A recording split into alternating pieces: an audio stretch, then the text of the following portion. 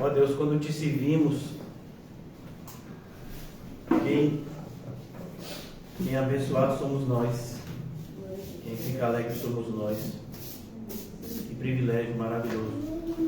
Ajuda-nos, Senhor, a nos entregarmos mais e mais, a começar de mim, Senhor, a tua vontade que sempre é e será boa, perfeita e agradável. Livra-nos, Senhor, dos maus pensamentos, ó Deus, de toda angústia, ansiedade, que muitas vezes tem atrapalhado o nosso relacionamento contigo, Senhor. E nos ajuda a acreditar nas tuas maravilhosas promessas, na tua companhia, Senhor, ao nosso lado, na convicção de que não estamos só, Senhor, pois o Senhor está e sempre estará conosco, mais ainda quando estamos trabalhando na tua seara, Senhor.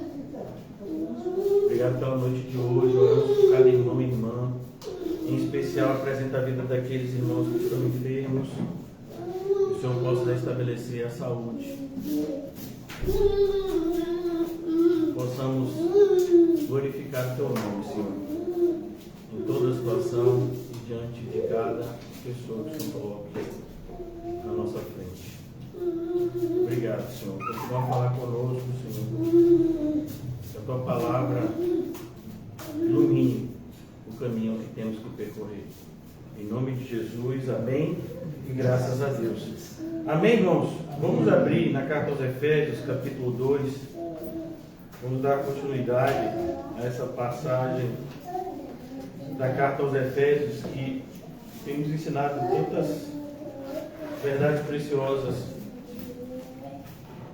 que, como nós falamos, né, são extremamente repetidas na Bíblia propositalmente, uma vez que as verdades mais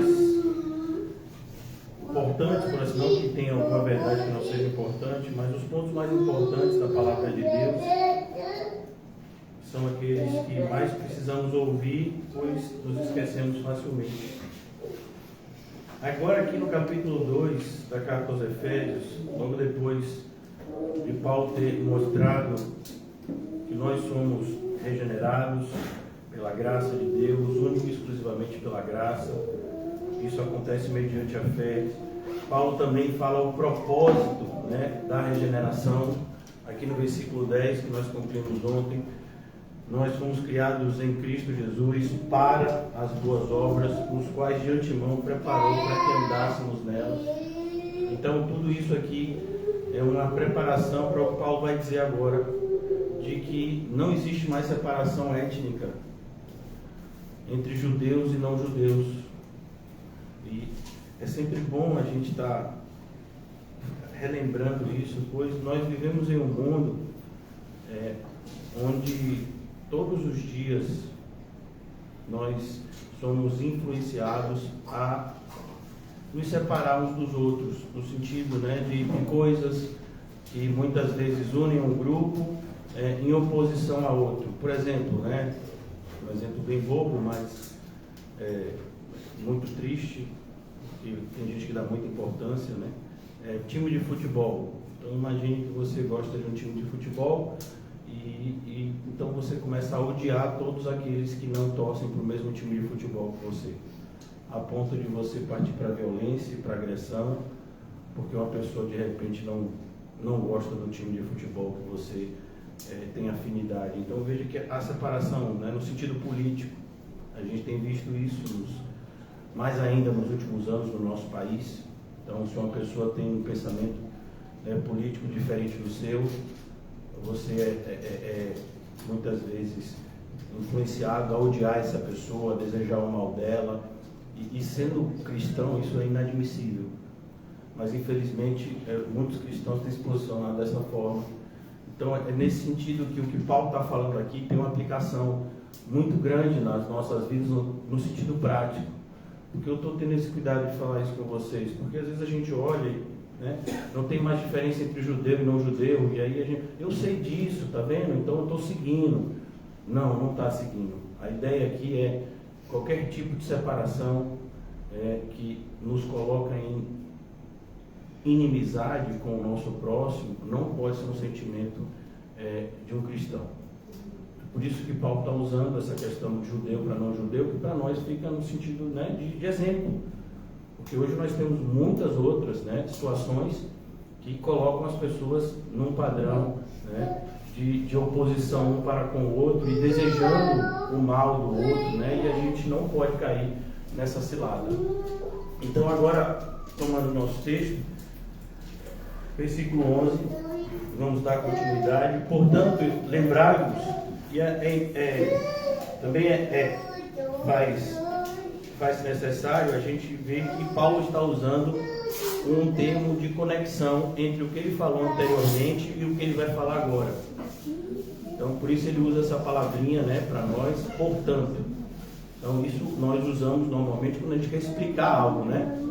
Então, hoje teve estudo bíblico, portanto, nós terminaremos mais, né? Hoje teve evangelismo, portanto, o estudo vai até muito mais tarde, né? Então, vocês entenderam, tem uma explicação, está explicando o porquê. Então, aqui é a mesma coisa.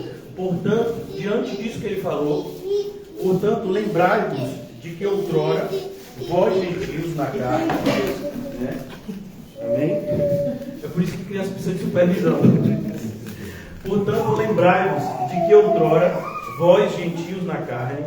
Então, veja, a grande maioria, e a gente já viu isso no capítulo 20, né?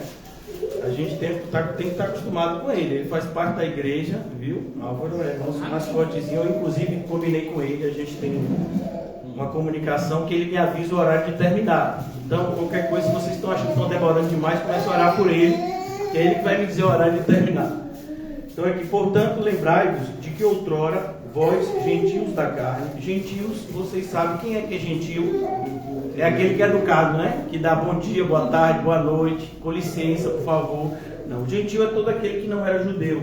E nós que já estudamos nós que já estudamos Atos e vimos a plantação da igreja de Éfeso pelo apóstolo Paulo, nós vimos como a maioria esmagadora, né, que formava a igreja de Éfeso era de gentios.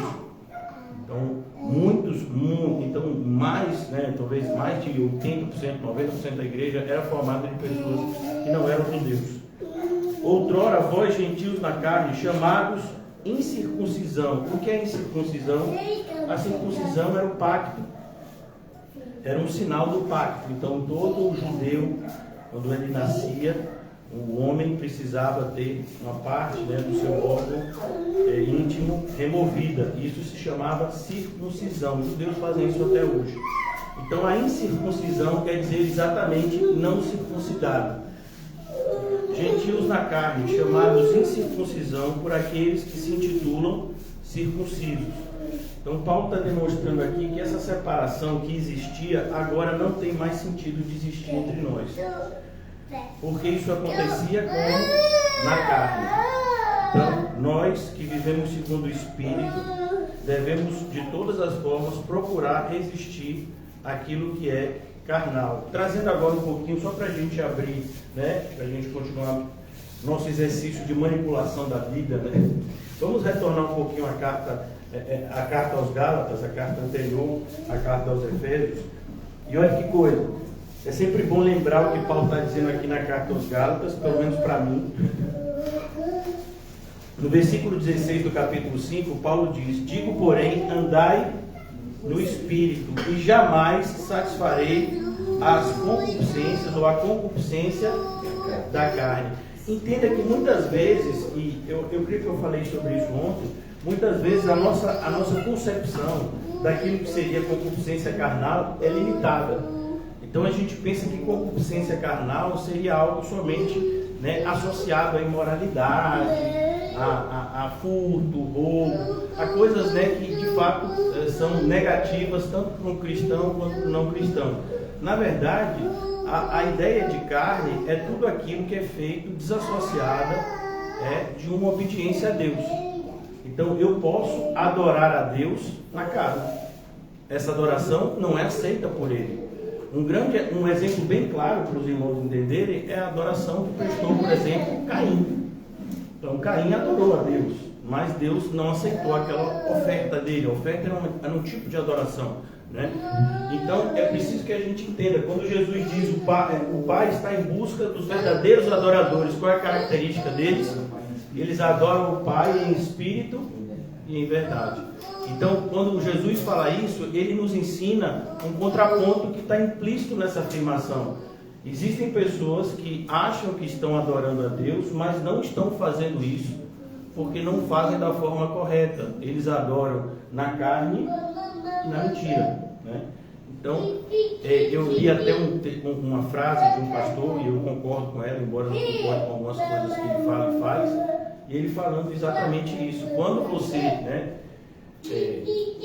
você decide no que é que você quer acreditar de Jesus, você não está seguindo a Jesus, você está seguindo a sua própria mente.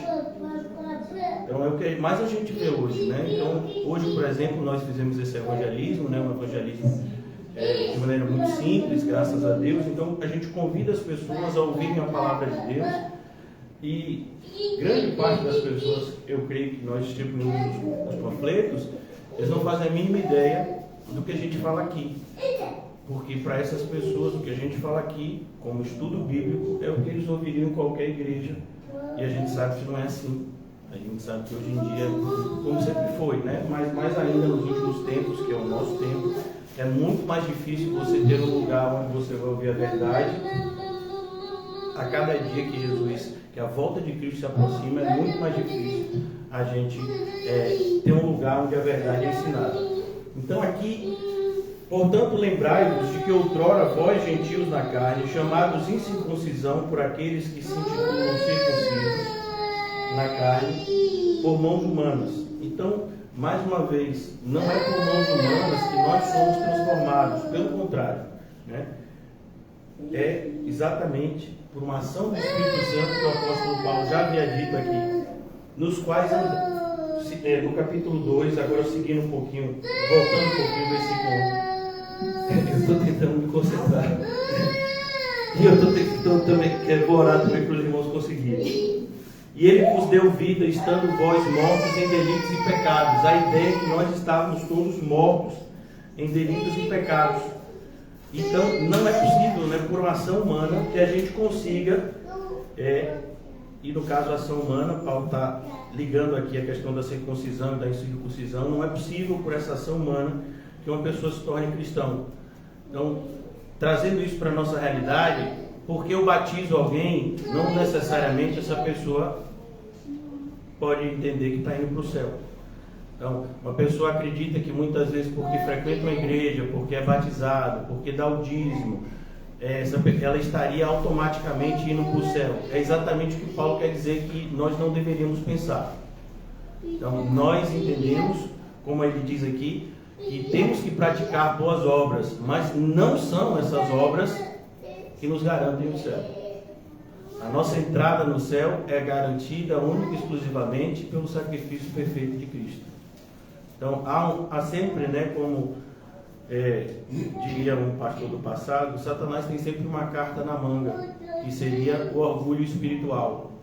Então, quando um cristão busca seguir o caminho correto e fazer as coisas corretas, Satanás tem essa carta na manga, ele se disfarça de seu amigo e vai te dizer, ou amiga, né? E vai te dizer que você é um super crente, que você é demais e que Jesus, sem você, não conseguiria fazer as coisas que faz por meio de você. E a gente sabe que isso é mentira, que isso não é verdade, mas somos seres facilmente, né, manipulados nesse sentido. Porque, como eu disse ontem, nós como cristãos, hoje é um exemplo, né? Então, hoje alguém foi xingado? Eu não fui, então... A gente não foi maltratado, mas poderia acontecer isso. Então, nós que estamos acostumados muitas vezes, né, a oposição, rejeição, quando nós encontramos um ambiente onde as pessoas nos tratam bem, né, onde as pessoas muitas vezes se preocupam com a nossa segurança, se preocupam com o nosso bem-estar, nós somos tentados, né, a de alguma forma, né, achar que isso é um fim em si mesmo, né? E que isso, na verdade, deve ser buscado a qualquer custo. Não. Então, que bom que as pessoas nos tratassem bem, que bom que a gente pudesse, né, ter um ambiente sempre de paz e tranquilidade, mas não vai ser assim, porque os cristãos são a luz do mundo, o mundo jaz em trevas, então muitas vezes vamos sim, né, vamos ser caluniados, difamados, maltratados, e a gente não pode jamais mudar a nossa concepção do que é correto e errado, porque as pessoas nos tratam bem ou mal.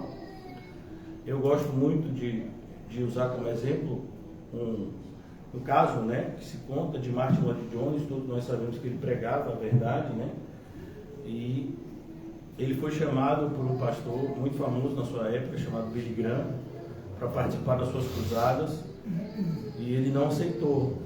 Ele impôs 2 condições que não foram aceitas por Billy Graham, e essas condições eram que, se ele fosse participar da cruzada, pastores que pregavam o falso evangelho não poderiam participar. Eram os chamados pastores da teologia liberal. Para você entender de maneira simples, teólogo liberal é aquele que acredita que a Bíblia, ela contém a verdade, mas ela não é toda a verdade, né?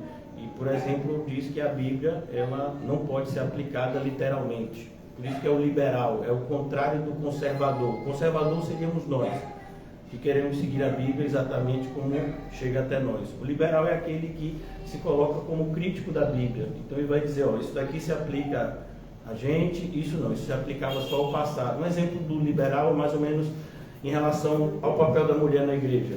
Então o papel da mulher na igreja, não, isso era no 1º século, porque a história tratava assim, mas agora é diferente. Então o liberal é aquele que escolhe da Bíblia o que de fato deve ser aplicado nos nossos dias e o que não. E Martin Lloyd Jones não aceitava esse tipo de pensamento, né? Nós nos associamos a ele nisso, e ele disse que não subiria na mesma plataforma que esses teólogos, pois iria trazer confusão para os ouvintes. E a resposta, ele também falou que não aceitava apelo, porque o apelo era um empobrecimento, né, daquilo que seria o convite da graça. E a resposta de Billy Graham teria sido essa, né, de que os pastores que mais ajudavam ele financeiramente, e que mais estavam ao lado dele, né, nas cruzadas, eram esses teólogos liberais. E Martin Lloyd Jones respondeu, né, diante disso, que ele se associava às pessoas não por afabilidade, mas por compromisso com a verdade. Então, por mais que a gente deseje, eu desejo, né, se você não deseja, é uma vontade sua, por mais que a gente deseje ter um bom relacionamento com todos, então a gente quer tratar bem as pessoas, e a gente também deseja ser bem tratado pelas pessoas, isso é normal. Então, um cristão querer ser bem tratado, ele não está desviado não, né? Então nós queremos esse relacionamento pacífico com todos, mas nós não faremos qualquer coisa para isso. Então, se a gente tiver que desagradar o grupo, e pessoas que de repente nos ajudam e nos motivam, começarem a nos maltratar porque falamos a verdade, a gente não vai deixar de falar a verdade por causa disso, pelo contrário. Então é isso que a gente tem, é isso que Paulo está mostrando aqui. Essa separação existe, mas fora dessa separação não existe. Por isso ele diz, naquele tempo estáveis sem Cristo. Que tempo nós estávamos sem Cristo? Na época que nós andávamos segundo o curso desse mundo. Lembram? Portanto, então, quando nós andávamos segundo o curso deste mundo, nós estávamos sem Cristo. Então era natural aquela separação de judeus e não judeus, de judeus e samaritanos, que seriam meio judeus, né? Os samaritanos, todos vocês sabem, eles não é que eles não são, né, judeus de jeito nenhum, eles eram vistos como judeus misturados, porque por conta, né, do domínio dos assírios naquela época, os assírios, quando dominaram o reino do norte, que era o reino de Israel, eles trouxeram populações de outros lugares, misturaram com a de lá e pegaram a de lá e levaram para outros lugares. Então surgiram os samaritanos, que era um povo que adorava a Deus e adorava também de outras formas que não a que Deus havia instituído, né?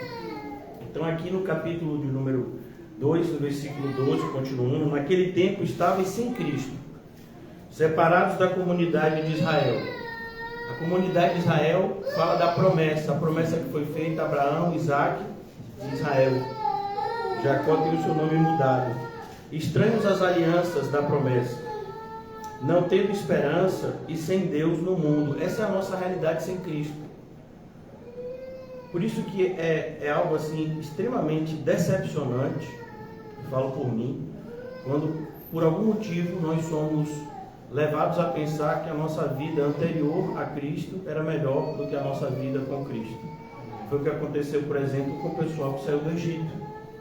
Então eles na época que estavam no Egito, eles viam o sofrimento, eles pediam que Deus tirasse eles de lá, tanto que quando o Senhor fala com Moisés, ele diz: eu ouvi o clamor do meu povo, né? E vou libertar eles. Então, mas quando eles são libertos e de repente no deserto eles passam por algumas dificuldades, eles começam a olhar para o passado como se a escravidão no Egito, né, diante de Faraó, fosse algo bom, porque eles tinham algum tipo de conforto alimentar, né?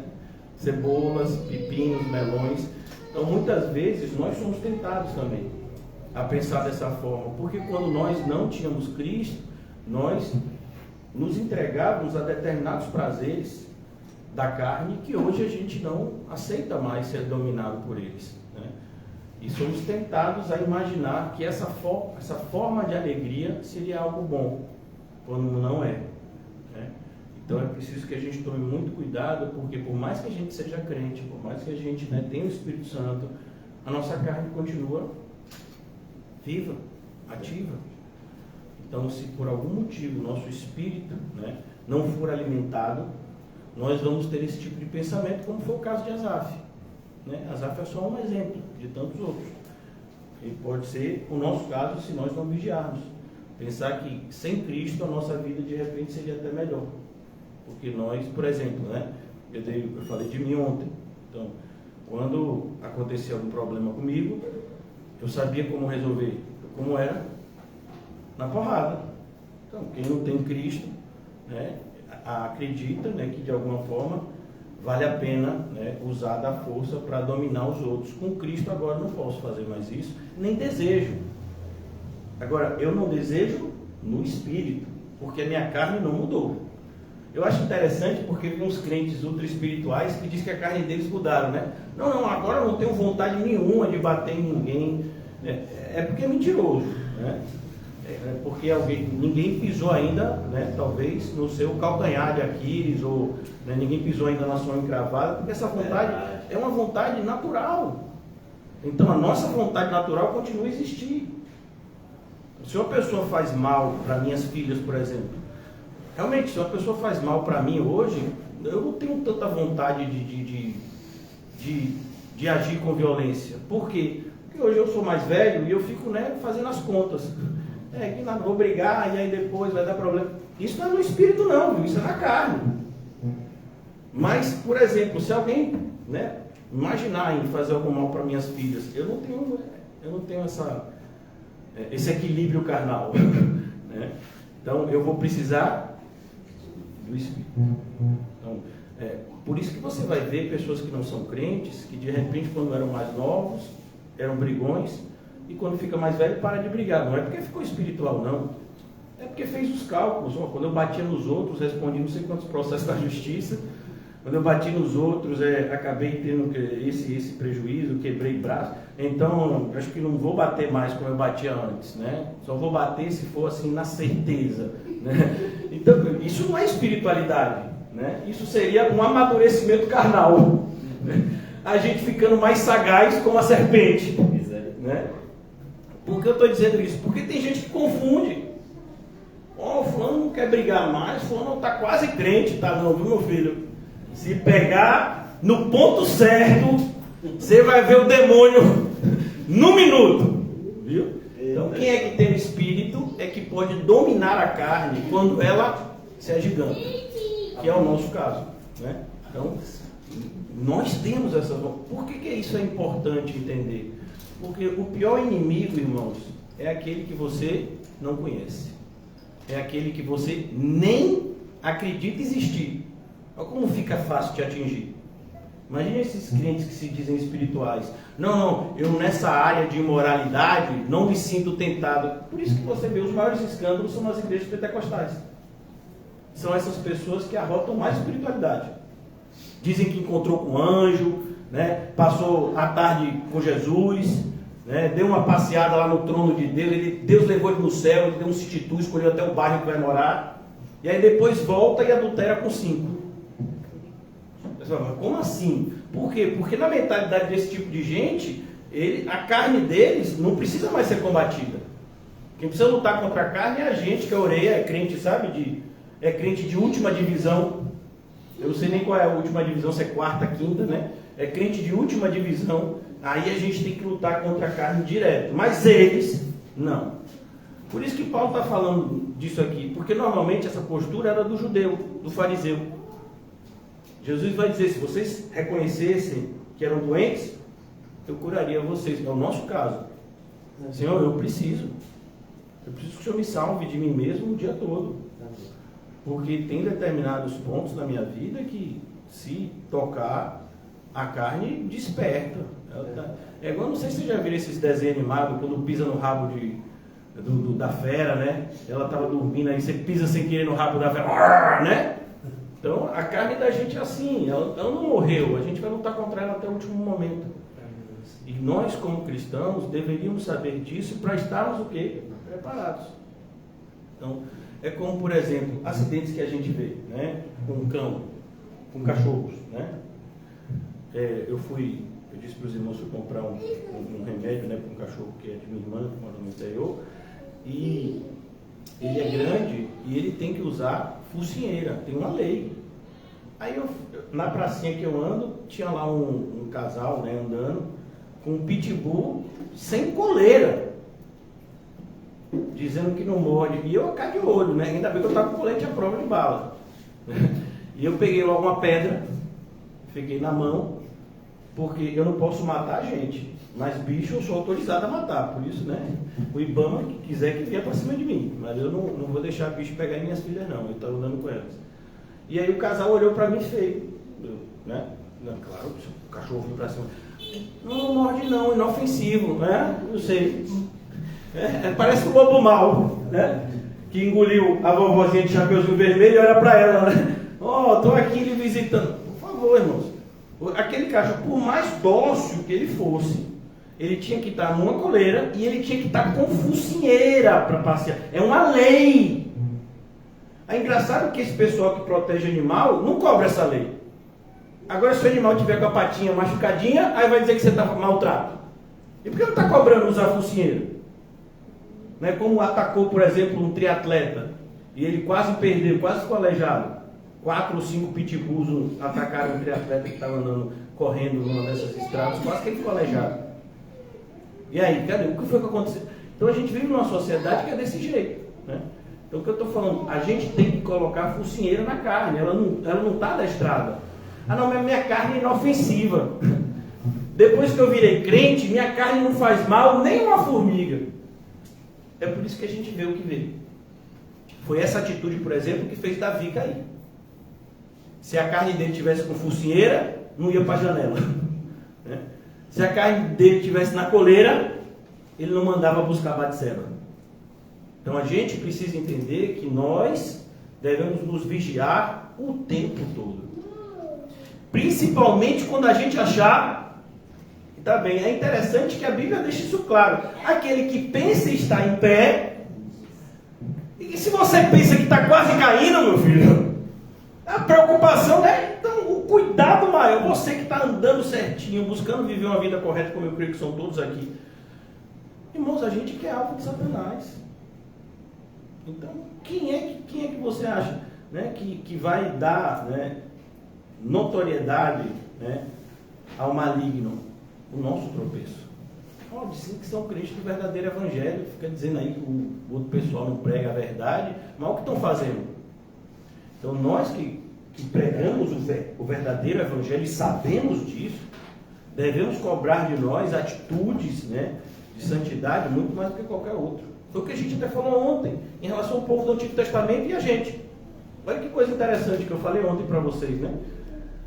Como nós somos tentados a distorcer as verdades da Bíblia. Então, para a grande maioria das pessoas, parece que o povo do Antigo Testamento é mais cobrado que a gente. Eles tinham aquelas leis, e uma série de exigências. Não, aquelas leis não são nada comparado a gente que tem que andar nos passos de Jesus. Olha, irmãos, incomparavelmente mais fácil ser um fariseu. E olha que ser fariseu era muito difícil. Mas é incomparavelmente mais fácil ser um fariseu do que ser um discípulo de Cristo. Então é preciso que a gente, né, acorde nesse sentido. Né? Esse exemplo eu dou, irmãos, né, não é porque é fácil de se ver isso, né? Pelo menos se alguém está lendo a Bíblia com seriedade, que eu acredito que está. Então você imagina que, eu falei isso ontem também, só estou relembrando, as pessoas dizem que a gente está no Novo Testamento e não tem que dar o dízimo. O povo do Antigo Testamento dava o dízimo, ainda ofertava e ainda dava esmolas. E a gente que está no Novo Testamento nem dá o dízimo, nem oferta, e nem dá esmola. Então, antigamente o povo entendia, tudo que eu receber, eu só tenho 90%, 10% nem meu é de Deus. Se eu pegar, eu estou roubando. Agora que eu sou crente, a graça me alcançou. E é 100% meu, nada de Deus. É sério? Então quer dizer que você acredita que é assim mesmo? Que agora a gente é menos cobrado? Ainda bem, né, que Barnabé não pensou desse jeito. Barnabé não deu 10%. Ele deu tudo. Ananias e Safira deram mais, muito mais do que 10% e foram reprovados. Então é preciso que a gente acorde. Né? Meu Deus, é uma galinha. Então, aqui a gente é chamado a ver isso. Nós somos separados, nós éramos separados, mas agora a aliança nos alcançou. Versículo 13. Mas agora em Cristo Jesus, nós somos alcançados em quem? Em Cristo Jesus. Em Cristo Jesus. Vós que antes, quando a pessoa tem o dom, é o dom, né, de você educar crianças. Aleluia. Estáveis longe, fostes aproximados pelo sangue de Cristo. Percebeu? Não é nenhuma ação nossa, foi o sangue de Jesus. E o que Paulo mostra, assim como Tiago, né, assim como Pedro, e qualquer carta que a gente lê aqui no Novo Testamento, se de fato tem uma transformação interna, isso tem que ser evidenciado externamente. Então, é interessante, a gente vive nesse momento, né, mais do que em qualquer outro momento, né, da história da igreja, onde você olha para uma pessoa, a pessoa está fazendo tudo igual ao mundo, mas diz, pare de ser preconceituoso comigo, eu sou cristão, mas eu faço tudo que o mundo faz, mas eu sou cristão aqui dentro. Não pode. A árvore boa tem que dar um fruto bom. Então, se você está dizendo que você é uma árvore boa, você tem que mostrar. Se você está dizendo que tem fé, isso tem que ser evidenciado. E interessante, isso tem que ser evidenciado para você. Sabe? Deveríamos ser nós os que mais desconfiam da nossa própria salvação. Por quê? Porque quem é que vai ser mais prejudicado se estiver errado? Eu. Então, se eu estiver errado a respeito da minha salvação, quem é que vai ser mais prejudicado? Eu. Então, quem é que tem que se preocupar mais com a minha salvação? Eu. E já falamos aqui tantas vezes, né? Nós, carnalmente, somos muito mais impulsionados a nos preocupar com a santidade dos outros do que com a nossa. E deixa eu dizer, isso não é ruim não, viu? É o que Jesus disse. Não é errado você tirar o cisco do olho do irmão.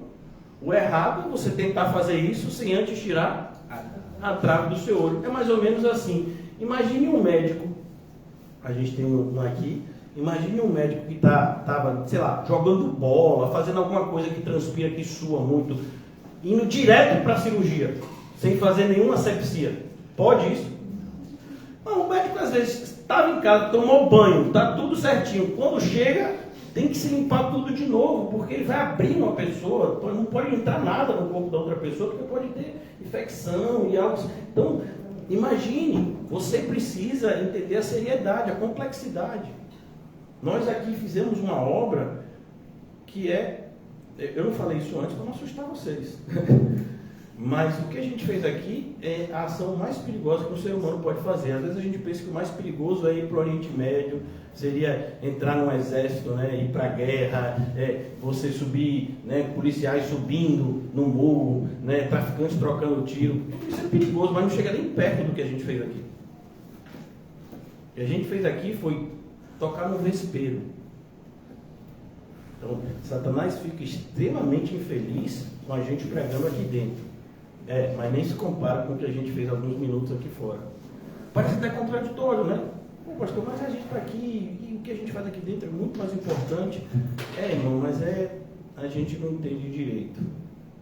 Então, a gente não tem dimensão, muitas vezes, do que é o mundo espiritual. Isso que é errado.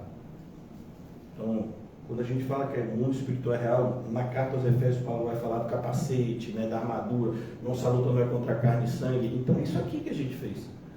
Para a gente é algo tão pequeno, né? Boa noite, a gente tem um estudo bíblico aqui toda segunda, né? Realmente, mas no mundo espiritual, você não tem noção, né, do que é isso. Muda a vida de uma pessoa, muda a vida de um bairro, basta Deus querer. Então é preciso que a gente, né, entenda que ser um instrumento de Deus é um grande privilégio para a gente, mas também é uma grande responsabilidade. Veja como foi, por exemplo, no caso de Moisés. Moisés está indo libertar o povo, mas o filho dele não tinha sido circuncidado ainda. E aí o que foi que Deus fez? Quase mata ele. Então, é preciso que a gente entenda a verdade que eu vou passar para os outros, eu preciso desejar vivê-la. Olha o que eu falei? Desejar vivê-la. Por quê? Porque Satanás também opera com acusação. O fato da gente cometer equívocos ainda não nos torna inaptos para o evangelismo, desde que a gente confesse e deixe. Então, à medida que nós temos o desejo de sermos santos, Deus vai cooperar, Deus vai fazer com que tudo coopere para esse objetivo, né? Mas o desejo tem que existir, como o Spurgeon diria, né? E disse, né, numa frase dele, o cristão não é perfeito, mas ele deseja ser. Então, eu ainda tenho sentimentos que eu sei que eu não deveria ter, mas eu tenho. E eu não quero ter, eu peço a Deus que me ajude. Então, essa é a realidade do cristão, a realidade de desconforto em relação a sentimentos que a nossa carne ainda produz na nossa vida. Então, aqui no versículo de número 14, porque Ele é a nossa paz. Ele é a nossa paz. Todas as vezes que a gente busca paz no mundo, a gente se desvia. E olha que coisa interessante. Por exemplo, quer ver uma frase inofensiva para alguns, mas para nós, que já reconhecemos, né, sabemos o quanto é perigosa. Eu não quero ganhar muito dinheiro, eu só quero ter uma estabilidade financeira. É o desejo da grande maioria. É o meu desejo se eu não fosse crente. Por quê? Primeiro que isso é falso, né? Não existe estabilidade financeira. Existe algumas pessoas que acham que porque tem um emprego X ou porque tem uma quantidade de reserva Y, não vão ter problema que os alcance. A gente sabe que não é assim. Sabemos como, por exemplo, uma grande seca pode mudar tudo, um golpe de governo pode mudar tudo. A gente teve esse exemplo aqui no Brasil, para aqueles que são mais velhos como eu, do Plano Collor, que congelou a poupança de todo mundo. Pessoas que tinham uma vida até bem tranquila passaram a passar necessidade, literalmente, porque tiveram todos os seus valores que estavam no banco, né, congelados, não podiam sacar. E agora? Então, nós vivemos isso aqui. Então é preciso que a gente tome cuidado, porque não é que eu não devo buscar isso, é assim, mesmo que eu buscasse, que é o caso dos ímpios ou de um falso crente, ele está buscando errado. É como a gente já leu no livro de Jeremias, o povo comete 2 erros: abandona a Deus, que é verdadeiro manancial de água vivas, e cava para si cisternas rotas. Cisternas rotas quer dizer cisternas rachadas, não podem reter água. O que seria uma cisterna? Cisterna é o que a gente chamaria, né, carinhosamente, de caixa d'água. A cisterna servia para guardar água para ocasiões de seca. Então é o que a gente faz na caixa d'água, né? Quando diz assim, vai faltar água em Córrego de Farias. Não, tranquilo, tem uma caixa lá de 10 mil litros em casa. Aí falta água, quando você vai abrir a torneira da cozinha para fazer comida, não cai água. Aí você identifica naquele momento que tinha um furo na sua caixa d'água, você nem sabia, porque quando a água da rua entrava direto, você não tinha essa percepção. Então é a mesma coisa. Nós temos que entender que o que o mundo oferece para nós não é confiável. Pelo contrário, né? Então o seu emprego não é confiável. A sua inteligência não é confiável. Eu acho interessante uma pessoa bem próxima a mim, né? Uma pessoa que tem 2 formaturas universitárias, pós-graduação, né? Uma pessoa que tem uma aposentadoria de um emprego relativamente, né, estável e visto por bom para alguns, agora que está numa idade mais avançada, está esquecendo coisas elementares.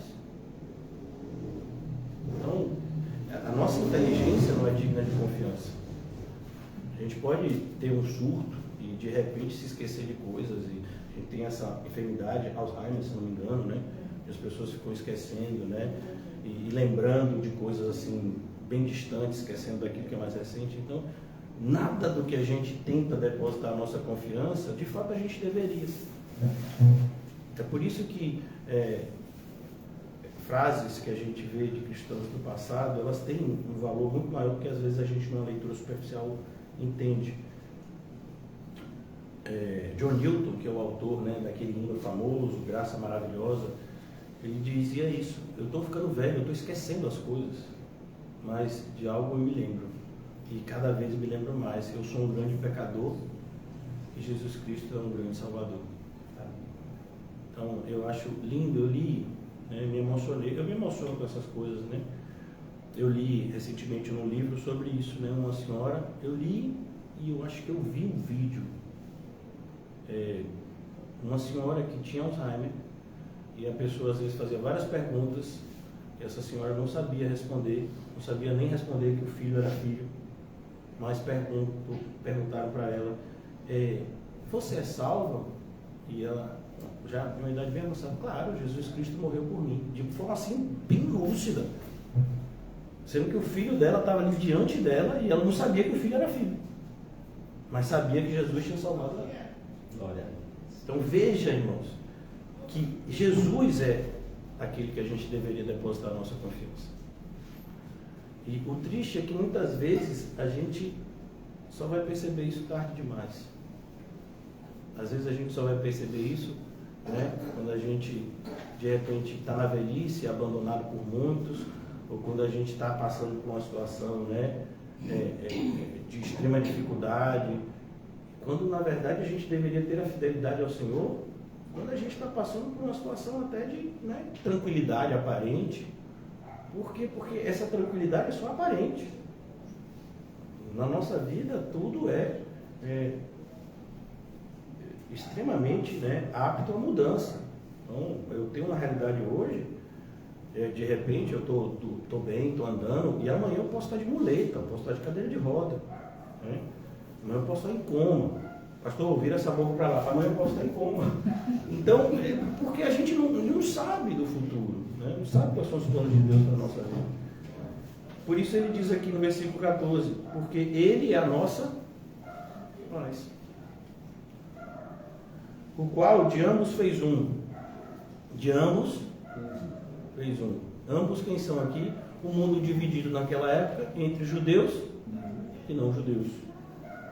E tendo derribado a parede de separação que estava no meio, a inimizade, aboliu na sua carne a lei dos mandamentos na forma de ordenanças, para que dos dois criasse em si mesmo um novo homem, fazendo a paz. Olha que frase maravilhosa. O qual de ambos fez um, tendo derribado a parede da separação que estava no meio. É interessante como hoje em dia a gente fica, se não tomar cuidado, nós nos tornamos pessoas extremamente preconceituosas. Então, imagine que a gente está distribuindo panfleto e porque alguém parece, né, ser adepto de alguma outra religião, a gente não entregasse o panfleto para essa pessoa. Quem é que estaria errado? A gente. Ah, não, pastor, mas é porque eu já tive experiência de entregar e as pessoas rejeitarem. Não, essa experiência é totalmente normal. Então, eles podem rejeitar, a gente é que não pode deixar de ofertar. Então, perceba, eu não estou dizendo para você dar 10 vezes ou ofertar 10 vezes o mesmo panfleto para a mesma pessoa. Até porque isso é dar pérolas aos porcos e as coisas santas aos cães. Mas eu estou dizendo, quando a gente tem experiência, a gente cria muitas vezes, né, uma imagem. Então, esse tipo de pessoa vai me tratar mal. Esse tipo de gente que anda desse jeito, eu já conheço que não aceita nenhum tipo de palavra que venha de Deus. Então, isso é literalmente um pré-conceito. Ou seja, um conceito que a gente tem antes de fazer o que Deus mandou a gente fazer. E nós não estamos autorizados a esse tipo de atitude. Então, é por isso que a gente tem que tomar muito cuidado. É por isso que a gente não pode fazer a obra de Deus sem amor.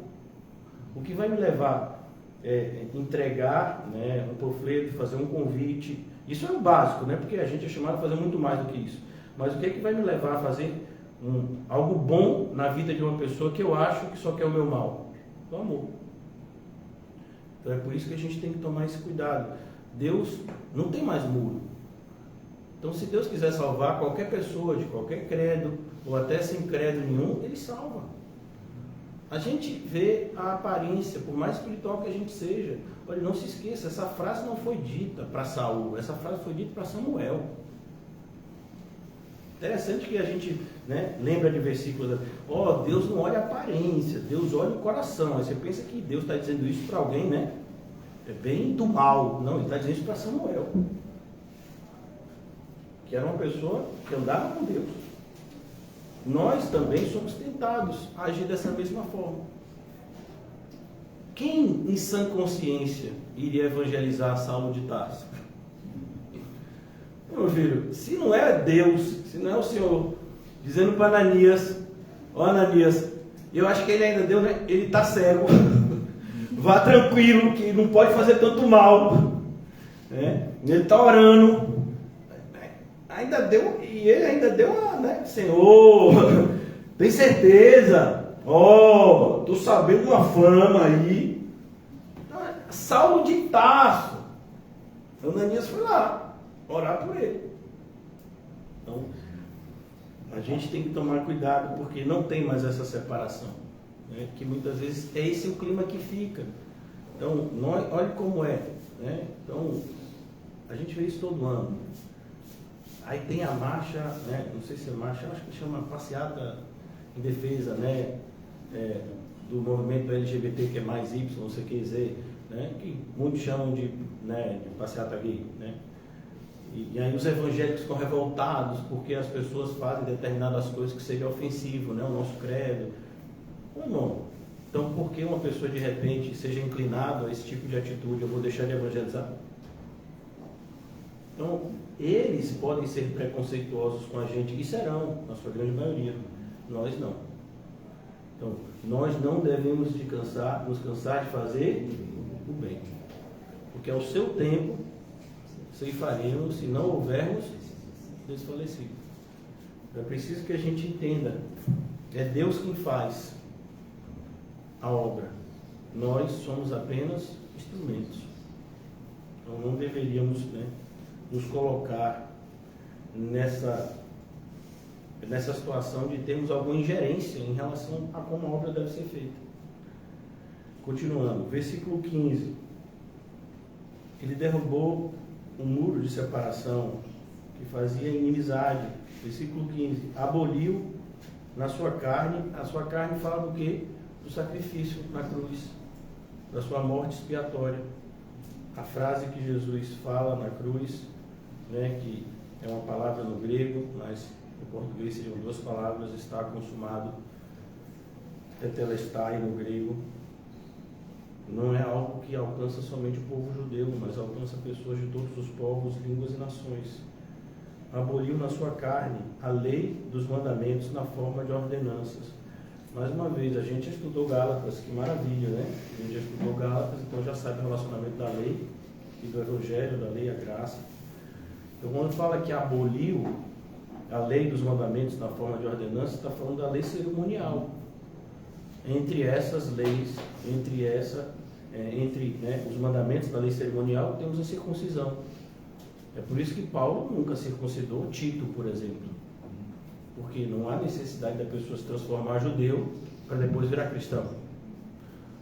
O cristianismo não é uma evolução do judaísmo. Não, a gente não está... Aquele negocinho da bola, meu filho gostava quando era pequenininho. Pokémon, né? Pokémon que é assim, ele vai evoluindo. Tem a fase 1, 2 e 3. Nem sei se existe Pokémon ainda, né? Quando meu filho era pequeno, não existe mais não.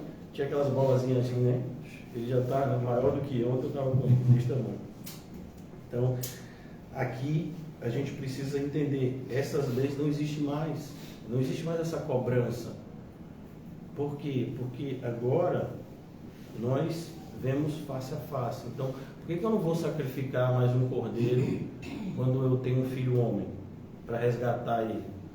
Porque eu já entendo, aquele cordeiro aprontava para um único primogênito, que na verdade era o unigênito do pai, e que pela sua morte ele se torna o primogênito entre muitos irmãos, como está em Romanos. Então a gente entende o que cada elemento da lei cerimonial representava.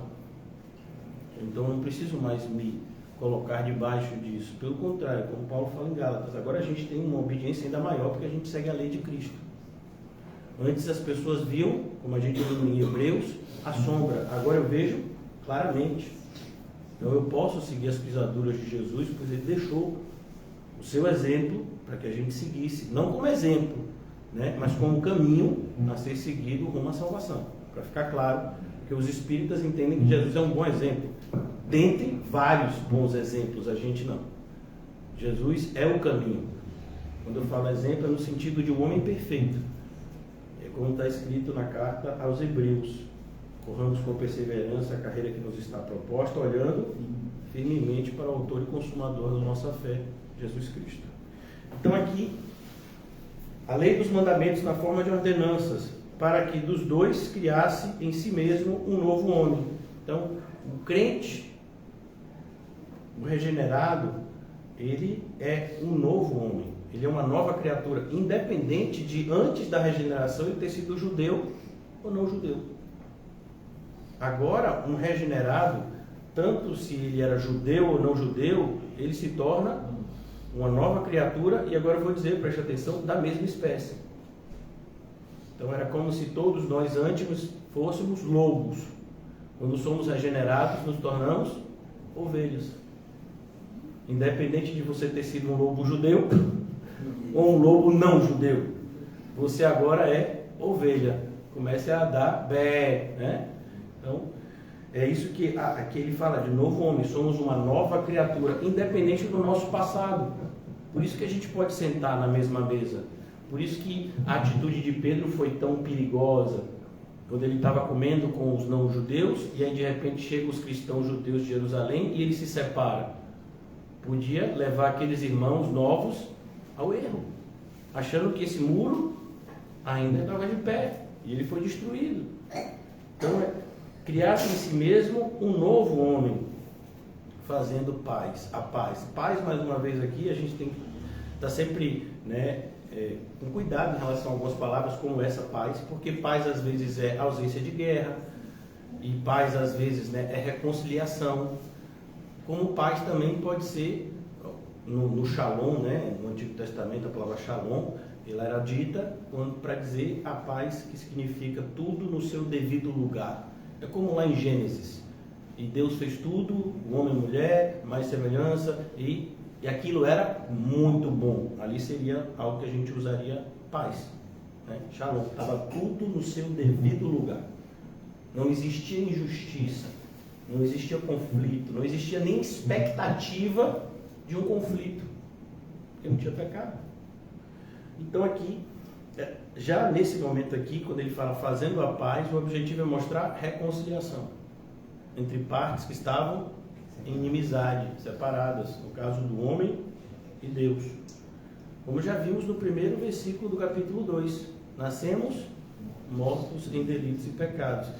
Essa morte que Paulo fala é a morte espiritual. A gente nasce separado espiritualmente de Deus. Versículo de número 16: e reconciliar-se ambos, mais uma vez, quem são ambos? Judeus e não judeus. Então imagine que alguém torce para o Vitória e outro da mesma rua torce para o Bahia, e os dois se convertem. Agora eles não brigam mais. Agora, se o Bahia vencer, o que torce para o Vitória se alegra, porque o irmão está feliz do Bahia. Pastor, isso aí é impossível. Não, tudo é possível aquele que crê. Pastor, esse padrão aí está elevado demais. Você está vendo? Foi a mesma coisa quando Pedro ouviu de Jesus: perdoar 70 vezes 7. Ô, Senhor, aumenta a minha fé. Veja que ninguém pediu para aumentar a fé na hora que vá fazer milagre. Vai lá, multiplica pão. Deixar comigo. E 70 vezes 7 perdoar. Aumenta a minha fé, Senhor. Aumenta a minha fé. O negócio pegou, né? Então é a mesma coisa. Você que torce para um time, tem uma pessoa que torce para o time oposto, e vocês são vizinhos, se converteram agora. Independente do time que ganhar, vocês se alegrarão no Cristo, porque são irmãos regenerados. Pai, com isso, pastor, está me provocando. Não. Estou falando a verdade da sua nova criatura. Aleluia! Você tem esse potencial em você. Deixe fluir. Para que de dois criasse em si mesmo um novo homem, fazendo paz, e reconciliasse ambos em um só corpo, em um só corpo com Deus. Eu acho interessante, né, que às vezes a gente está na igreja, não é o caso da gente aqui, graças a Deus, mas eu já vi pessoas que estão em igreja, principalmente quando a igreja é um pouco maior, né, a gente não tem nem essa oportunidade ainda, graças a Deus. Então, quando a igreja é um pouco maior, que meu pai frequentava a católica, né, tinha um padre lá que era o que mandava na paróquia, e tinha alguns padres auxiliares. Meu pai gostava do padre auxiliar, mas não gostava do padre que mandava na paróquia. Então ele nunca ia para quando o padre que mandava fazer. Sempre que ele ia era no auxiliar, né? Então, tem pessoas que... Meu filho, você não sabe o que é o inferno. Então, peça perdão a Deus, porque você não está casado com Jezabel, não. Viu? Jezabel é Jezabel, né? E as pessoas que ainda não foram alcançadas pela graça de Deus não tem nem metade da maldade que Jezabel tinha. Cuidado. Então é preciso que a gente tome cuidado, né? Até porque Jezabel só se tornou Jezabel porque tinha um Acabe. Não me diga que você é Acabe. Por favor. Né? Em nome de Jesus, corpo, alma e espírito. Né? Não temos Acabes aqui. De forma nenhuma. Então Jezabel só se tornou Jezabel porque tinha um Acabe na vida que completava ela. Então não é o caso de ninguém aqui. Não, pastor, mas meu marido é um Nabal. Eu acho difícil acreditar nisso pelas características de Nabal na Bíblia. Mas seja Abigail. Aí você vai ver o exemplo de Abigail na Bíblia e vai ver que ela não desejou mal para o marido mal, pelo contrário, salvou a vida dele. Então, vamos voltar aqui para a Bíblia, porque a gente não saiu dela, só para deixar claro. Então, aqui no versículo 16, e reconciliar-se ambos em um só corpo com Deus, por intermédio da cruz. Por intermédio da cruz. Jamais se esqueça da cruz. Nós pregamos o Evangelho da cruz, Cristo crucificado em nosso lugar. Sabe por que a gente tem uma rejeição tão grande da cruz?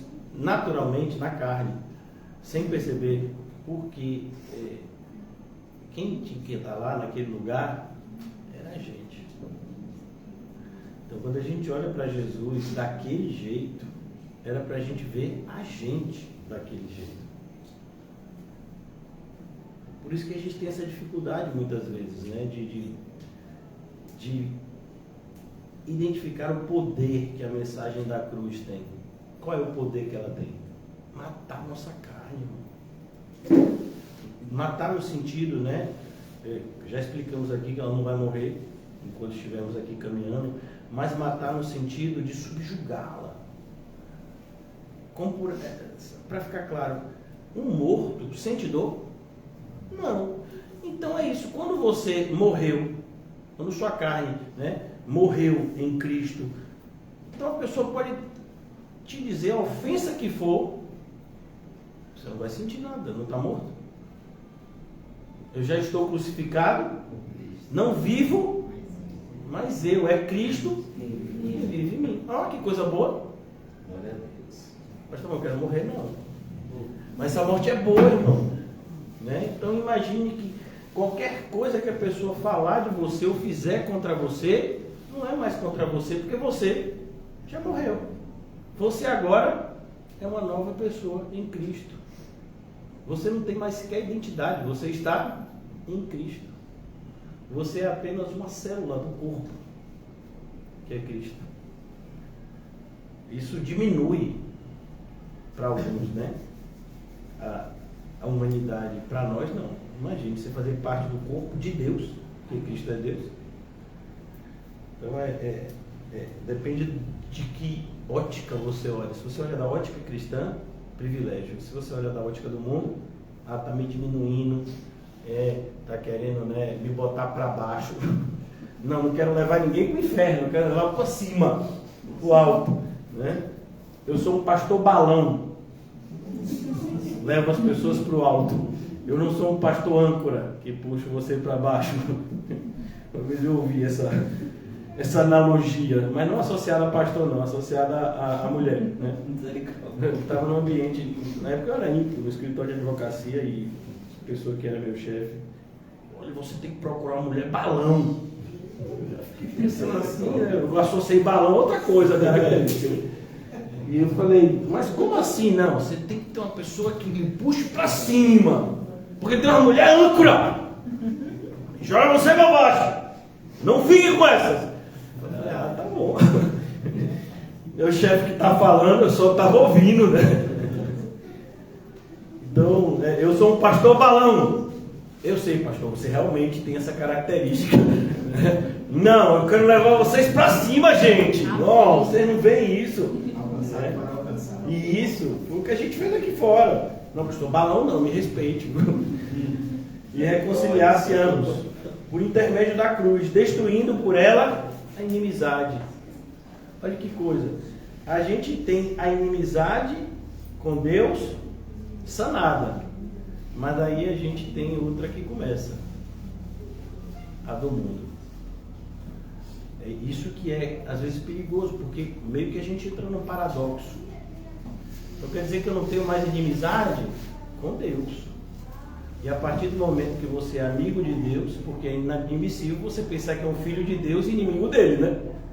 Então o filho de Deus é mais amigo de Deus do que qualquer outro. Amém? Amém. Então se você é amigo de Deus, o mundo vai te ver como um inimigo. Então é por isso que a gente tem que tomar cuidado, que somos muitas vezes inclinados, né, a ter um tipo de raciocínio, como por exemplo, quando Paulo fala, quando depender de vós, mas nem sempre depende de nós. Então, se uma pessoa quiser me odiar, eu posso fazer alguma coisa? Eu dei um exemplo uma vez de uma pessoa que não gostava de mim mesmo, e tinha toda a razão para não gostar de mim, porque eu fiz coisas assim terríveis. E eu me arrependi, pedi perdão. E eu me lembro que uma vez estava no telefone com essa pessoa e estava pedindo perdão de novo, né? E a pessoa disse, você está me gravando? Você está me gravando? E desligou. Como se eu estivesse fingindo, né, aquele perdão. Só para ficar claro, isso foi há décadas atrás, né, para não haver confusão em relação ao que está acontecendo na minha vida atualmente. E hoje em dia essa pessoa tem um relacionamento muito amistoso comigo, né, graças a Deus. Mas amistoso entre aspas, né? Porque se for entrar assim, né, em alguma coisa que prejudique, né, claro que não vai concordar porque não é crente. Mas a ideia é que assim, quando depender de você, mas se não depender de você, você vai forçar uma pessoa a gostar de você? Não pode. Não somos chamados a isso, né? Nós somos chamados a ter paz. Ou seja, eu não vou provocar ninguém. Se uma pessoa me odeia, eu vou orar por ela. Mas eu não vou estar instigando. Eu falo isso porque muitas vezes, eu falo no meu caso, né? Então, se você sabe que uma pessoa odeia você, por que você sabe disso? Porque a pessoa te disse. Você nunca pode, né, imaginar isso. Pelo contrário, qualquer pessoa que olhar para mim feio, eu penso que está com dor de barriga. Eu penso coisas assim, está com dor de barriga, dor de dente, né, algum pensamento de preocupação. Não vou pensar que a pessoa está me desejando mal. Mas quando a pessoa fala verbalmente que te odeia, que na concepção dela você é um mau caráter, marginal, então você já sabe que a pessoa te odeia. Então eu não vou ficar provocando essa pessoa, dando risadinha para ela. Não vou ficar provocando essa pessoa dizendo, mas eu te amo, mas eu te amo. Porque isso tem que ser demonstrado, pelo contrário, na prática, na oração, né, na paciência de suportar a pessoa te odiando e você não odiando de volta. É isso que Deus espera da gente. E não uma atitude que muitas vezes vai ser provocativa, né? Então, se você sabe que uma pessoa não gosta de te abraçar, você vai abraçar? Eu estou falando isso porque eu abraço minha filha mais nova e ela fica dizendo que não gosta. Aí agora eu estou respeitando, né? Aí eu abraço a mais velha que gosta, abraço meu filho que também gosta. Quando eu estou com ele eu fico o tempo todo abraçado, né? Então, quando você sabe que aquela pessoa já demonstrou isso, então você tem que tomar cuidado, porque quando depender de vós, você tem de paz com todos. Nós é que somos luz, então a gente tem que fugir até da aparência do mal. Às vezes a pessoa pode estar achando que pelo nosso comportamento em amor, em alegria, a gente está provocando, a gente está, né, meio que querendo, né, de alguma forma fustigar aquela pessoa, e a gente tem que tomar cuidado até com isso. Ah, mas Deus sabe que no meu coração eu não estou desejando mal para ninguém. Eu sei, mas se preocupe também. Isso que significa se colocar no lugar do outro, né?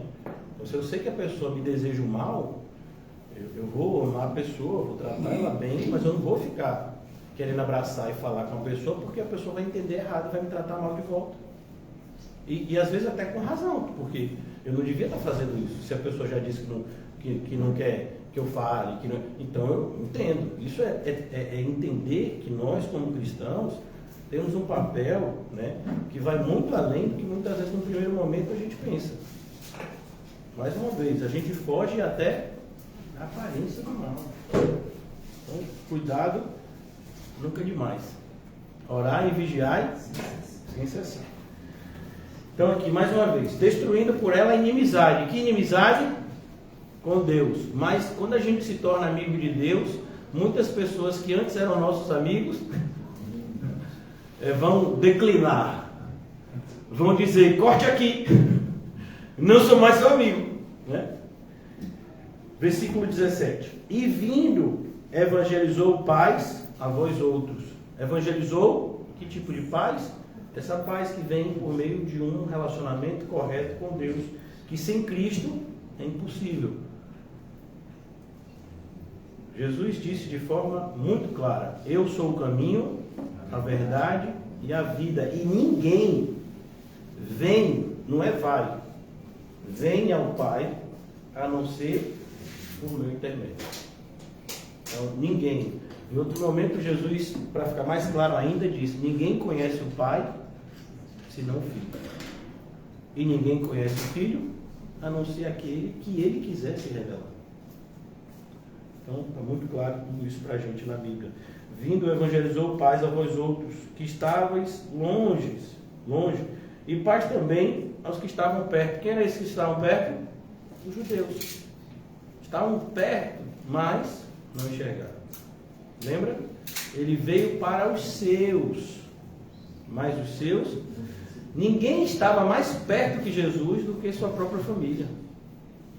No Evangelho de João a gente lê que os seus irmãos não criam nele, mas depois acreditaram.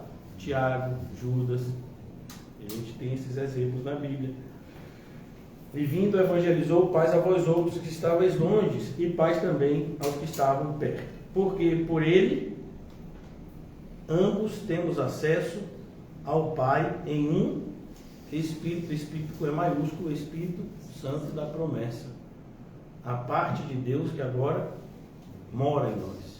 habita em nós. Vindo, evangelizou a paz a vós outros, que estáveis longe, os que estavam perto, porque por ele ambos temos acesso ao Pai em um Espírito. Imagine, irmãos, você tem acesso a Deus. Você sabe quanto tempo demora para você marcar uma reunião com alguém importante? Isso é se essa pessoa quiser te receber. E para Deus, que é a pessoa mais importante do universo, você tem acesso a Ele. Olha que coisa, né? Por isso que quando a gente lê a Bíblia, a gente fica impressionado. Mas eu não sabia disso. Não está lendo. Acesso ao Pai em um Espírito. Versículo 19. Assim, já não sois estrangeiros e peregrinos, mas cidadãos dos santos e sois família de Deus. Olha que coisa interessante. A gente não é mais estrangeiro e peregrino em relação ao reino. Nós nos tornamos agora estrangeiros e peregrinos em relação ao mundo. Olha que mudança de posição, tá vendo? Então, quando você se torna estrangeiro para Deus, o mundo te reconhece. Quando você é conhecido por Deus, o mundo te vê como estrangeiro. E a ideia de estrangeiro é alguém que não é igual a mim. É como, por exemplo, como você sabe que uma pessoa é estrangeira? Não é só às vezes pela tonalidade da pele, mas principalmente pela maneira como ela fala. Então a gente vai para um lugar aqui da nossa cidade, que é uma cidade extremamente, destino turístico de muitos. Aí você chega num lugar como o Mercado Modelo ou como o Farol da Barra, e aí você encontra pessoas falando numa língua, e se você for pentecostal vai pensar que está falando em língua estranha, né? E a pessoa está em espírito, mas depois você vê que ela está falando um outro idioma e você não faz a mínima ideia do que ela está falando. Né? Por quê? Porque essa pessoa não é daqui. E por não ser daqui, ela não tem os mesmos direitos que eu e você. Ele é estrangeiro. Aqui no Brasil isso não é tanto, mas por exemplo, se a gente for para os Estados Unidos, né? Onde lá você tem um xenofobismo mesmo, né? Então, se você é cidadão americano, é como se você fosse gente. E quem não tem cidadania americana não é gente, é bicho. E aí eles botam em gaiolas e depois botam de volta para o país de origem. Eles têm esse costume lá nos Estados Unidos, né? Então, eles acham que eles são a nação mais legal do mundo e todo mundo quer ficar lá com eles. É ilusão, né? Mas eles pensam assim, tem gente que dá crédito a isso, né? E aí eles agem dessa forma. A gente viu o ensinamento de Paulo, né? Como cidadão humano, ele foi açoitado na praça e no dia, porque era cidadão do reino. Ele foi açoitado. E quando ele era cidadão do mundo, todo mundo tratava ele bem. E ele que tratava os outros maus e era respeitado. E até das autoridades recebia autorização para maltratar os outros. Exatamente. E a partir do momento que ele se tornou cidadão do reino de Deus, passa a ser um estrangeiro, inclusive entre os seus. Quem mais perseguiu Paulo foram os judeus.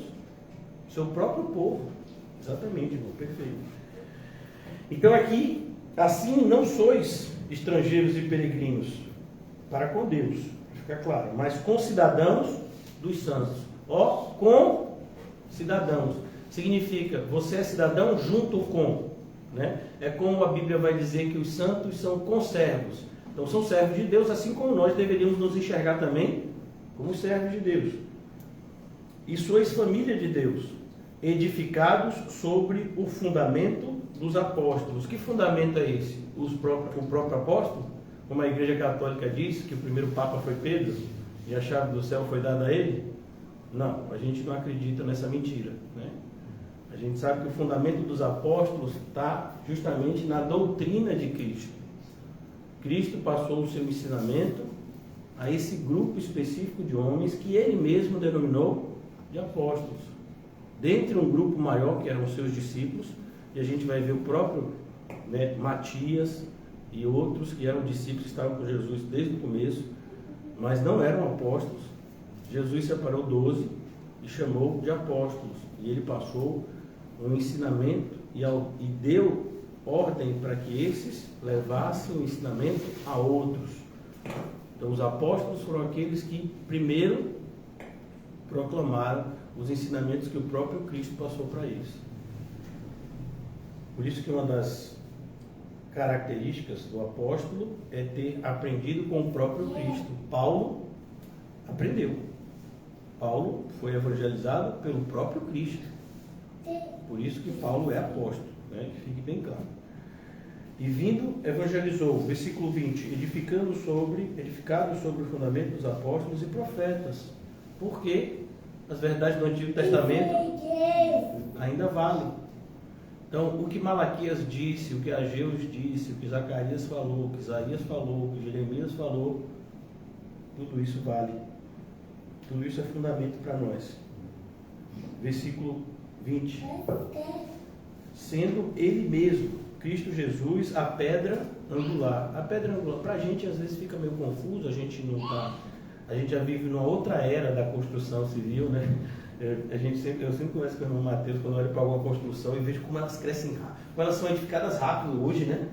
Antigamente eu estava conversando com o irmão, um prédio de 20 andares demorava 2 anos.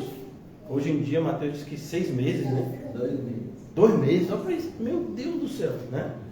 Então, antigamente, o que é que fazia? Você tinha uma pedra angular, e aí, daquela pedra angular, em torno dela que a edificação era construída, era o fundamento, né? E Cristo é essa pedra angular, onde toda a construção se segura, se sustenta. Seria o que a gente chamaria, né, de fundamento. No qual todo edifício bem ajustado cresce, tá vendo? Cristo é o fundamento. E olha que coisa interessante. Normalmente a gente não vê o fundamento. A gente vê a construção. É a mesma coisa que a gente deveria, essa responsabilidade que a gente deveria avocar, que a gente deveria chamar para nós. Então o povo não vai ver Cristo, o povo vai ver Cristo em nós. Tem que ver Cristo em nós. O fundamento fica embaixo. Nós é que fomos edificados em cima dele. Então as pessoas têm que ver Cristo em nós. O filme que eu sempre digo para os irmãos, Paulo, apóstolo de Cristo, né? Tem essa cena tão bonita que Lucas vai dizer: eu nunca vi Cristo face a face, mas quando você pregou para mim, Troade, eu vi Cristo em você. No qual todo edifício bem ajustado cresce para santuário, dedicado ao Senhor. Imagine como isso é importante nos dias atuais, onde as igrejas são edificadas para o homem. Então, por exemplo, um evangelismo como esse que a gente fez, é difícil de se ver. Por quê? Porque não traz glória para ninguém. Então, o evangelismo que é feito hoje em dia, né, sempre tem que trazer glória para uma instituição religiosa, ou para algum homem, né, ou para pessoas que estão envolvidas. E a verdadeira obra de Deus, só Deus é glorificado por meio dela. E nós deveríamos nos alegrar em relação a isso. O santuário é dedicado ao Senhor. Então quem é que tem que estar feliz com o que a gente faz aqui, com o que a gente fala aqui? O Senhor. Por isso que independentemente de quem sai e quem entra, quem não pode se ausentar dos cultos é Cristo. E Cristo se ausenta dos cultos, pergunte aos cristãos de Laodiceia. Ele estava do lado de fora querendo entrar, e o pessoal não estava ouvindo. Então é preciso que a gente tenha isso em memória. Tudo que fazemos, principalmente como igreja, né? Evangelizar, né? Aquilo que a gente faz no sentido de cuidar, né? Da parte física da igreja, cuidar dos irmãos uns dos outros, tudo que a gente faz como igreja. Claro que o nosso testemunho fora da igreja é tão importante quanto, mas tudo que a gente faz como igreja deve ficar claro para todos que nós estamos tentando agradar só um, é Deus. Então, agradar o homem nem passa pela nossa cabeça. Então, mas a gente podia fazer, como eu já ouvi, né? Pastor, cultos, e eu tento, viu? É porque eu não consigo, graças a Deus. Vamos fazer cultos mais rápidos, porque quando demora muito as pessoas ficam enfadadas. Mas é isso mesmo? Será que esse é o propósito? É porque aí, pastor, a gente evita ter um eutico no nosso meio, a gente não quer ferir ninguém, né? A gente não quer machucar ninguém. Do jeito que está indo, alguém vai se machucar. Ressuscita. Né? Ressuscita, exatamente, e continua, né? Como foi na Bíblia. Então a gente percebe que hoje em dia o formato, né? Até a questão, você vê, olha como a gente tem a capacidade, irmãos, eu fico cada vez mais assombrado com isso. A gente tem a capacidade de tudo que a gente toca, a gente consegue usar para o mal. Então, imagine que a mesma faca que a gente usa para fazer um bolo, para cortar uma carne que vai virar um ensopado maravilhoso, a gente pode usar essa faca para matar, para tirar a vida. A pólvora, no primeiro momento, ela ia ser utilizada para ajudar na construção, né? Abrir estradas, rochas que de repente não podiam ser transpostas, então se usava a pólvora, criava túneis, né? Abria estradas. E o homem usou em formato de arma para matar outro homem. Então veja como a gente tem essa capacidade. Então a gente é capaz de pegar evangelismo, a obra de Deus, e usar isso para o mal, né? Fazendo, né, da igreja um instrumento para agradar outros homens.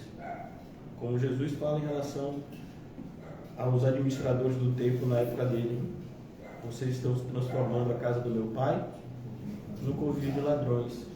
Então você vê que hoje em dia os pecadores não se sentem confrontados na igreja, se sentem o quê? Estimulados a continuar a pecar. Quando na verdade, quando um pecador entra na igreja, ele tem que chorar antes de se alegrar. Ele tem que se entristecer muito antes de fato receber, né, a alegria no espírito. Então, mas a gente vê que o formato hoje é justamente para fazer da igreja uma espécie, né, de lugar onde as pessoas vão para se sentir bem. Então, aquele louvor, né, que é para as pessoas se sentirem bem, uma pregação bem leve, que é para ninguém ter indigestão, né? Nada de feijoada na pregação, tem que ser aquela pregação assim, né? Fruta, legumes, né? Não, pastor, eu quero pregação feijoada. Mas a pregação feijoada dói. Não, pastor, essa dor eu gosto. Você não sentiu ainda. Então, é preciso que a gente tome cuidado, porque lembra da nossa carne, que eu já disse para vocês várias vezes que não morre? Ela vai ter uma tendência de gostar do que não deve, inclusive disso. Então, eu não sei você, mas a minha carne ama ambientes de falsa igreja. Irmão, é bom demais. Não sei se vocês já viram essas igrejas dos Estados Unidos que tem esse formato de tipo de um teatro grandão assim, né? Tudo bonito, aqueles telões assim bonito. Para aquele negócio assim, né? Parece um shopping center. Minha carne acha aquilo maravilhoso. É na hora do espírito que vê que aquilo dali não tem sentido. Pelo contrário, né? Em nada aquilo está glorificando o Senhor. Em nada. Mas a nossa carne se sente, tanto que você vai ver como as pessoas que frequentam esse tipo de templo, né, suntuoso, eles fazem questão de dizer onde congregam. E o pessoal que congrega aqui, congrega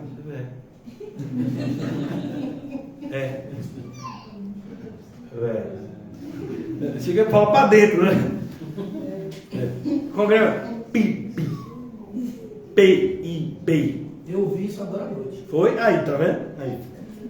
Eu sou universal. Para não ficar dúvida, né? Então, por que as pessoas falam isso? Porque elas, né, elas se sentem orgulhosas por aquele monumento, né, por fazer parte de algo grandioso, por assim dizer. Então a gente tem que tomar cuidado, porque toda vez que a gente for picado com esse mosquitinho, né, tem que ter a vacina. Aqui a gente não pode se esquecer. Bem-aventurado são os humildes em espírito, porque deles é o reino dos céus. Eu preciso concluir aqui já, afinal de contas, 2 horas para eu fechar o raciocínio, então tenho que ir logo. Brincadeira, viu?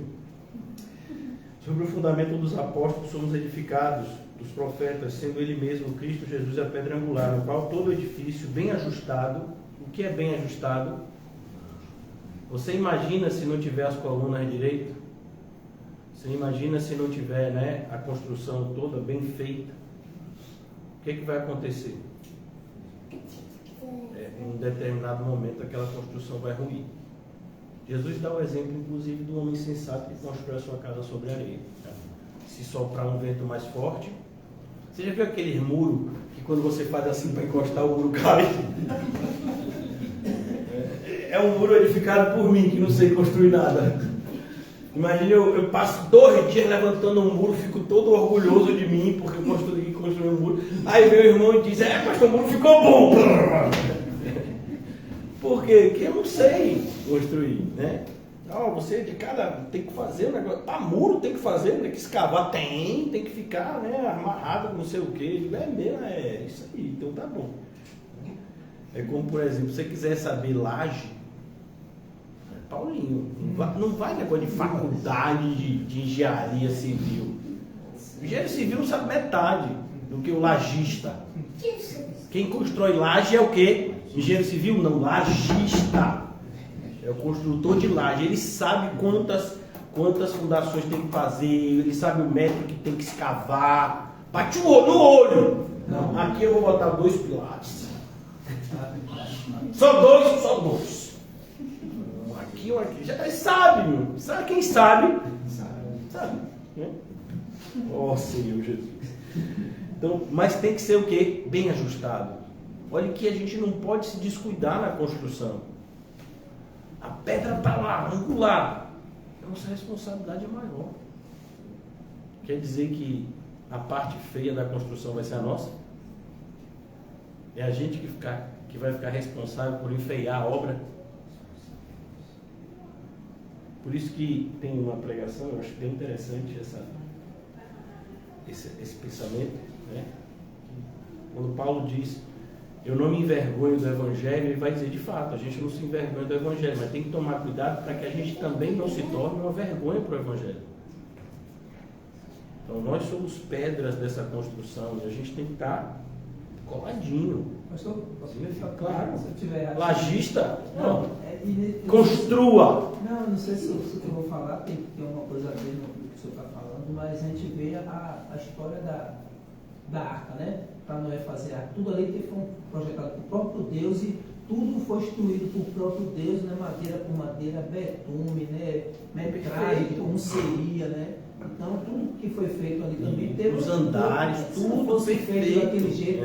A água que o próprio Deus mandou, aquela ali afundar. Isso, né? Não sei se está certíssimo. A madeira que ia construir, a forma como a madeira deveria ser juntada, o betume, justamente para evitar a infiltração, tudo foi feito exatamente como Deus instruiu. Por isso ela não afundou.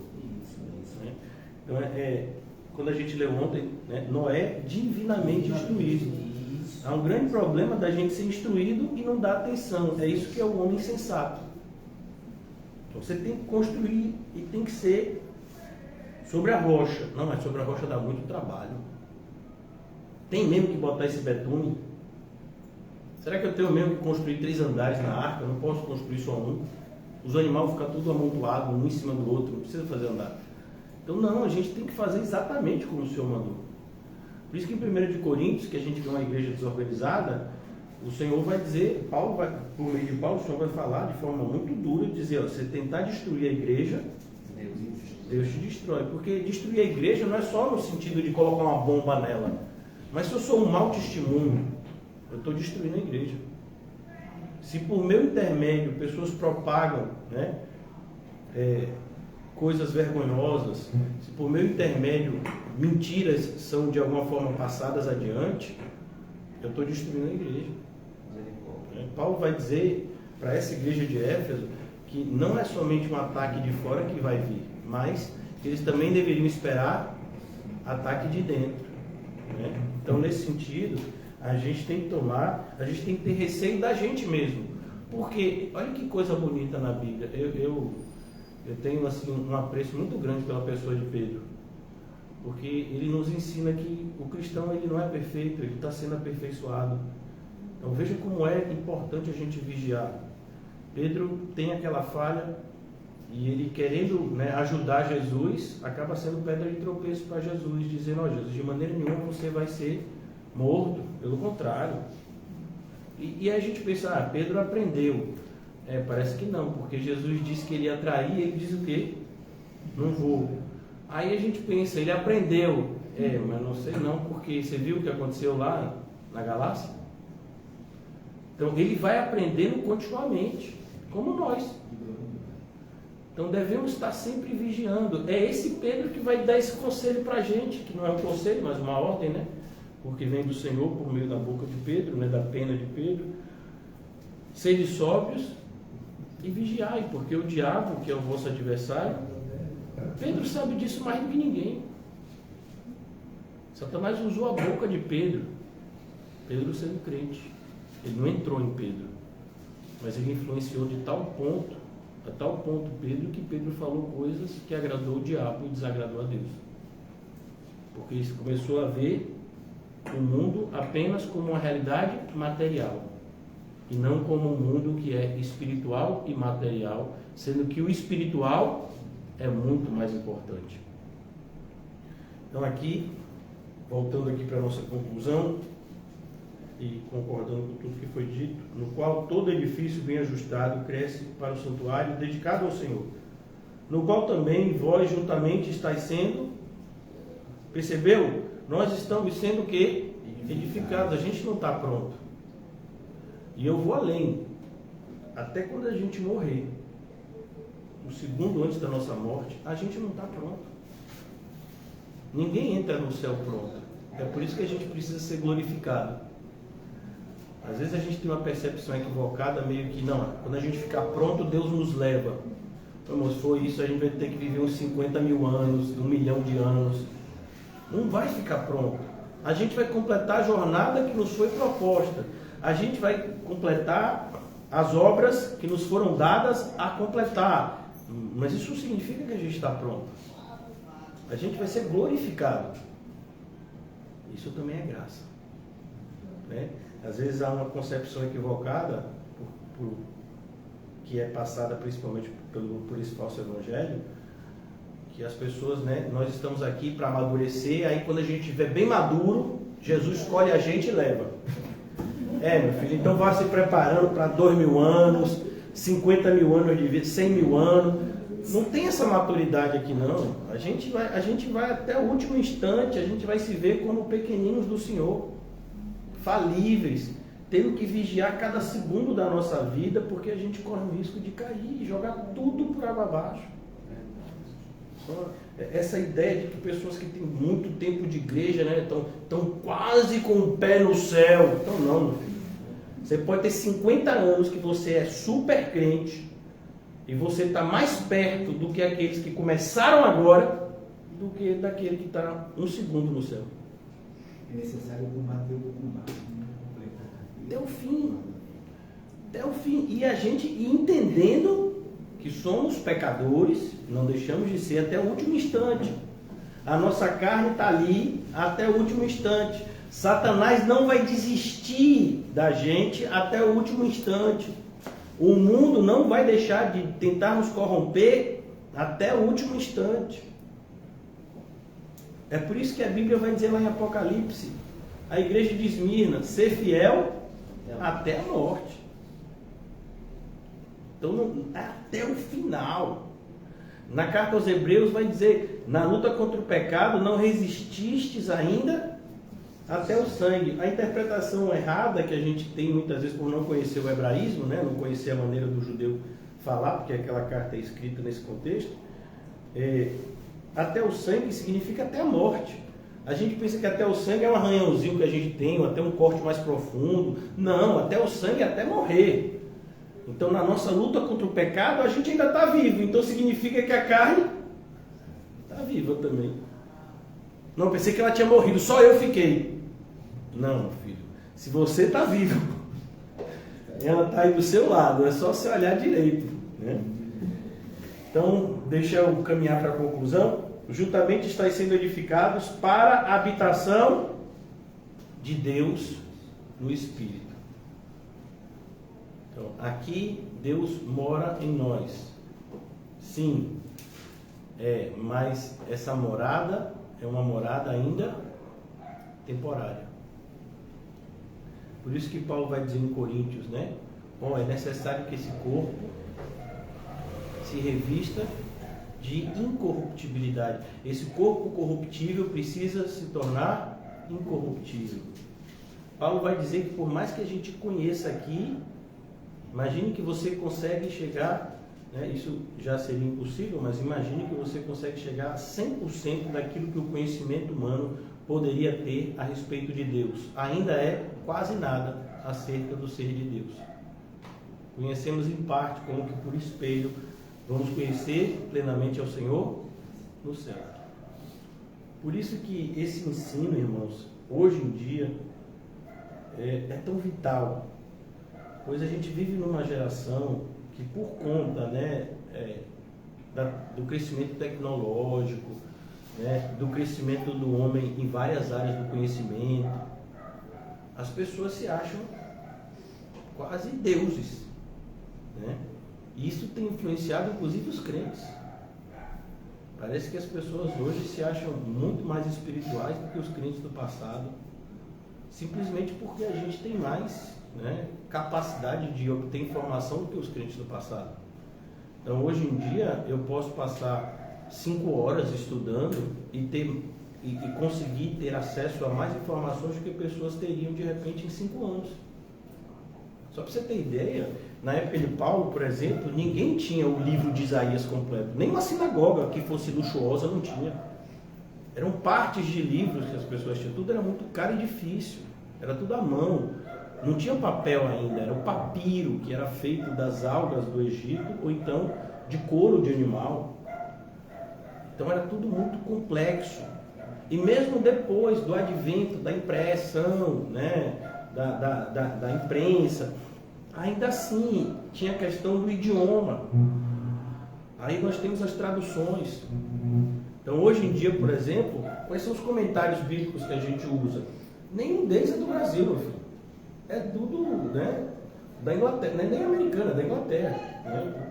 Você vai ver até outras línguas, né? Como os escritos mesmo de Lutero, a maioria deles no primeiro momento era feito no alemão, né? Porque ele vem de lá. Calvino, ele vem de uma região ali próxima, né? Genebra, ali próxima da Áustria, se eu não me engano, ali. Então, hoje a gente tem esse acesso a uma quantidade de informações impensável de um cristão leigo, normal como nós, que não fez faculdade de teologia, ter. Então você só sabe menos que um teólogo se quiser. Por exemplo, eu tenho uma biblioteca digital, gratuita, grátis, de quase 5.000 livros. Eu não li nem metade. Então, é algo que nos torna extremamente devedores. É por isso que hoje em dia pode chegar um desses pós-doutorado aí, dessas igrejas, né, presbiterianas, etc. Irmão, eu não fico intimidado não. E não é porque eu me acho não, porque assim, as coisas que eles leram, a maioria eu também li. Porque hoje a gente tem esse acesso.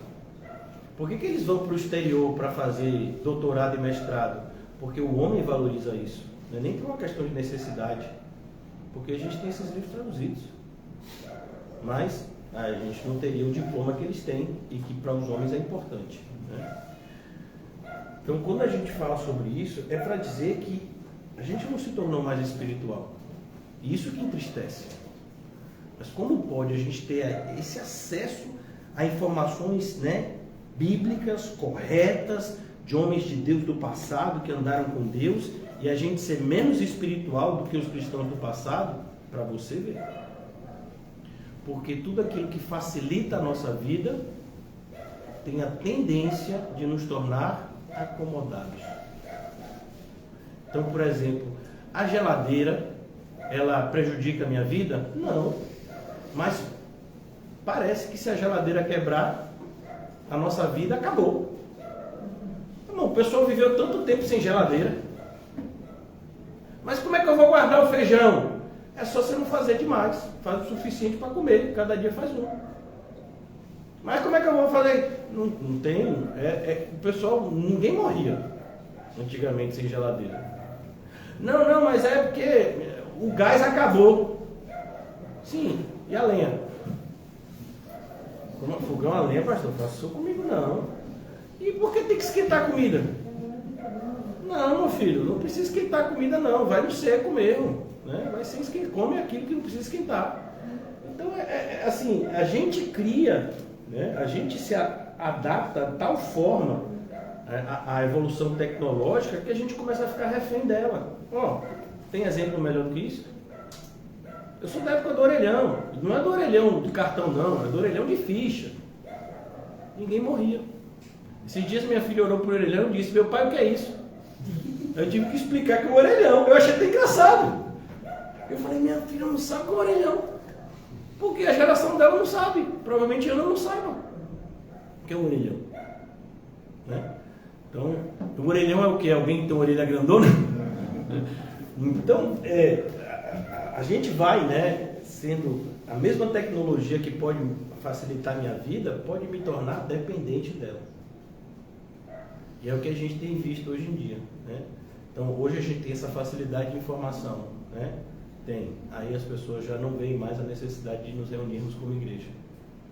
Por quê? Não, porque, sabe como é? Eu posso ver um culto de Spurgeon, porque você vai numa reunião mediúnica, você vai ouvir alguém lendo um sermão escrito dele, mas nem passa perto da experiência espiritual que os cristãos tiveram quando assistiram o Spurgeon pregando.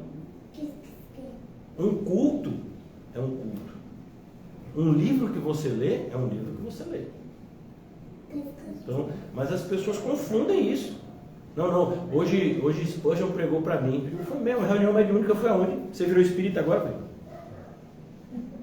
Se ele pregou para você, ele morreu tem quase 200 anos, então você não é mais crente, é espírita agora. Então a gente tem que tomar cuidado. Culto é isso aqui, estudo bíblico é isso aqui. Os sermões que ele escreveu no passado, a gente tem acesso, que maravilha isso. Mas são escritas, não é um culto. Ali não tem pedra sendo construída, não. Ali foi pedra que já foi construída, e agora é a nossa vez. Então quer dizer que a gente vai ficar olhando para as construções do passado e a gente não faz nada? A gente só fica olhando para as do passado? E a nossa? Você vê que as pessoas nem refletem nisso. Por quê? Por conta da facilidade. Não, eu fiquei em casa e, né? Não, eu li. Sim, mas não substitui isso aqui. E por que não substitui? Porque Deus disse que não substitui, não sou eu. Então é preciso a gente tomar cuidado, porque muitas vezes aquilo que a gente olha como algo bom está sendo a destruição da nossa vida que a gente nem vê. Então, muitas pessoas estão sendo destruídas pela facilidade de informação da nossa geração. Por exemplo, o que você vai dizer dos adolescentes, né? Eles têm hoje acesso a uma informação que eles não estão preparados para receber. Eles não conseguem processar a quantidade de informações que eles recebem. Por isso a gente tem visto hoje algo que a gente não via no passado. Cada vez mais adolescentes de 12, 13, 14 anos com enfermidades, né? Com ansiedade, síndromes do pânico, que você só ia ver na fase adulta. Por quê? Porque eles estão tendo as informações que só teriam na fase adulta com 12, 13 anos. E a gente nem pensa, não, mas que coisa boa. Boa por quê? É só você olhar para uma máquina como um computador. Imagine que um computador tem um HD de 1 terabyte. Então consegue gravar muita informação. Mas e o processador? O processador é a maquininha que processa essas informações. Aí imagine que esse processador é igual ao meu primeiro computador, um PC 386 DX2. Você tem ideia, esse celular é 1000 vezes mais rápido do que o primeiro PC que eu tive. Esse celular. E ele era um trombone desse tamanho assim, né?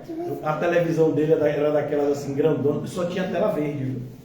Era só pronto de ver. Era MS-DOS, nem tinha Windows ainda.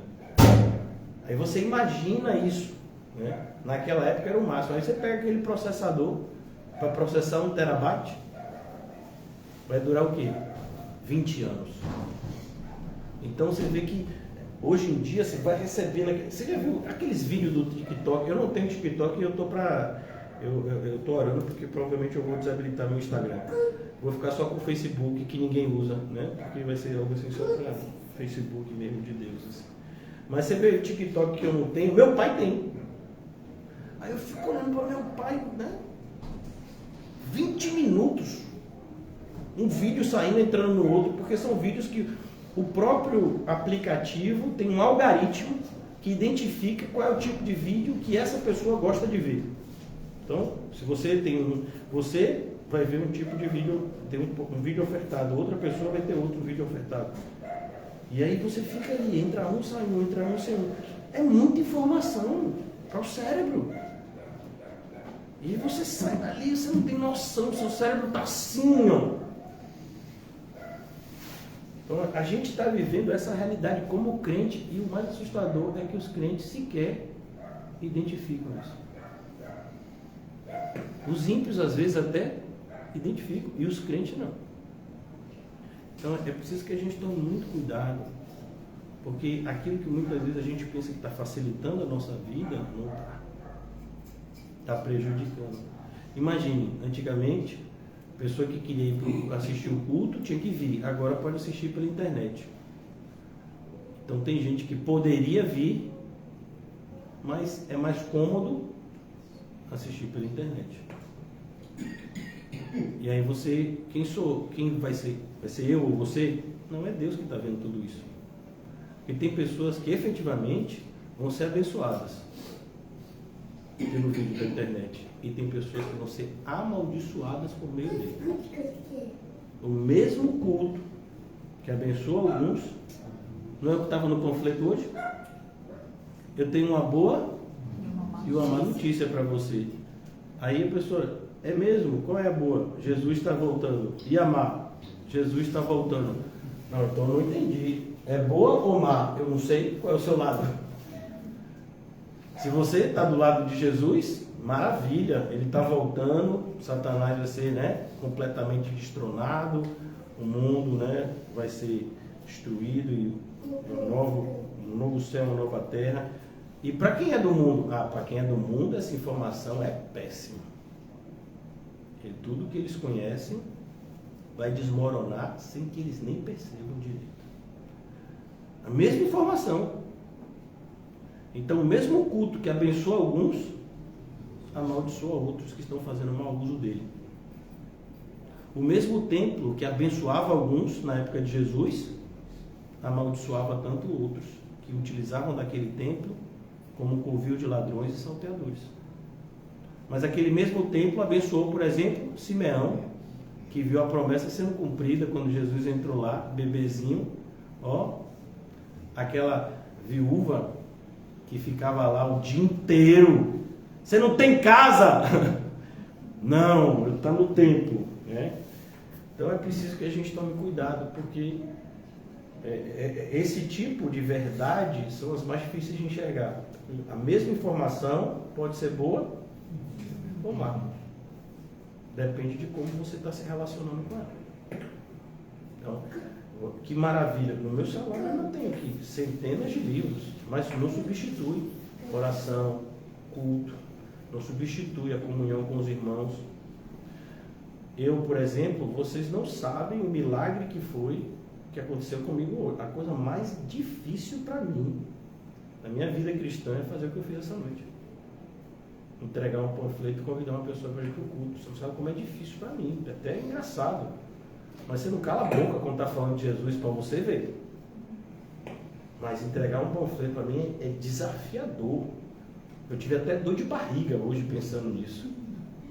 né? Pensei em me esconder aqui enquanto vocês distribuíam. Quando eu cheguei que vi que vocês não tinham começado ainda, e a dor de barriga quase que voltou. Eu estou pensando, vou chegar um negócio sendo feito, aí eu entro no bolo também, minha timidez acaba. Não, os irmãos aqui prejudicaram minha carne e ajudaram o meu espírito. Então, para mim foi muito difícil o que eu fiz aqui hoje. É muito difícil para mim fazer isso, né?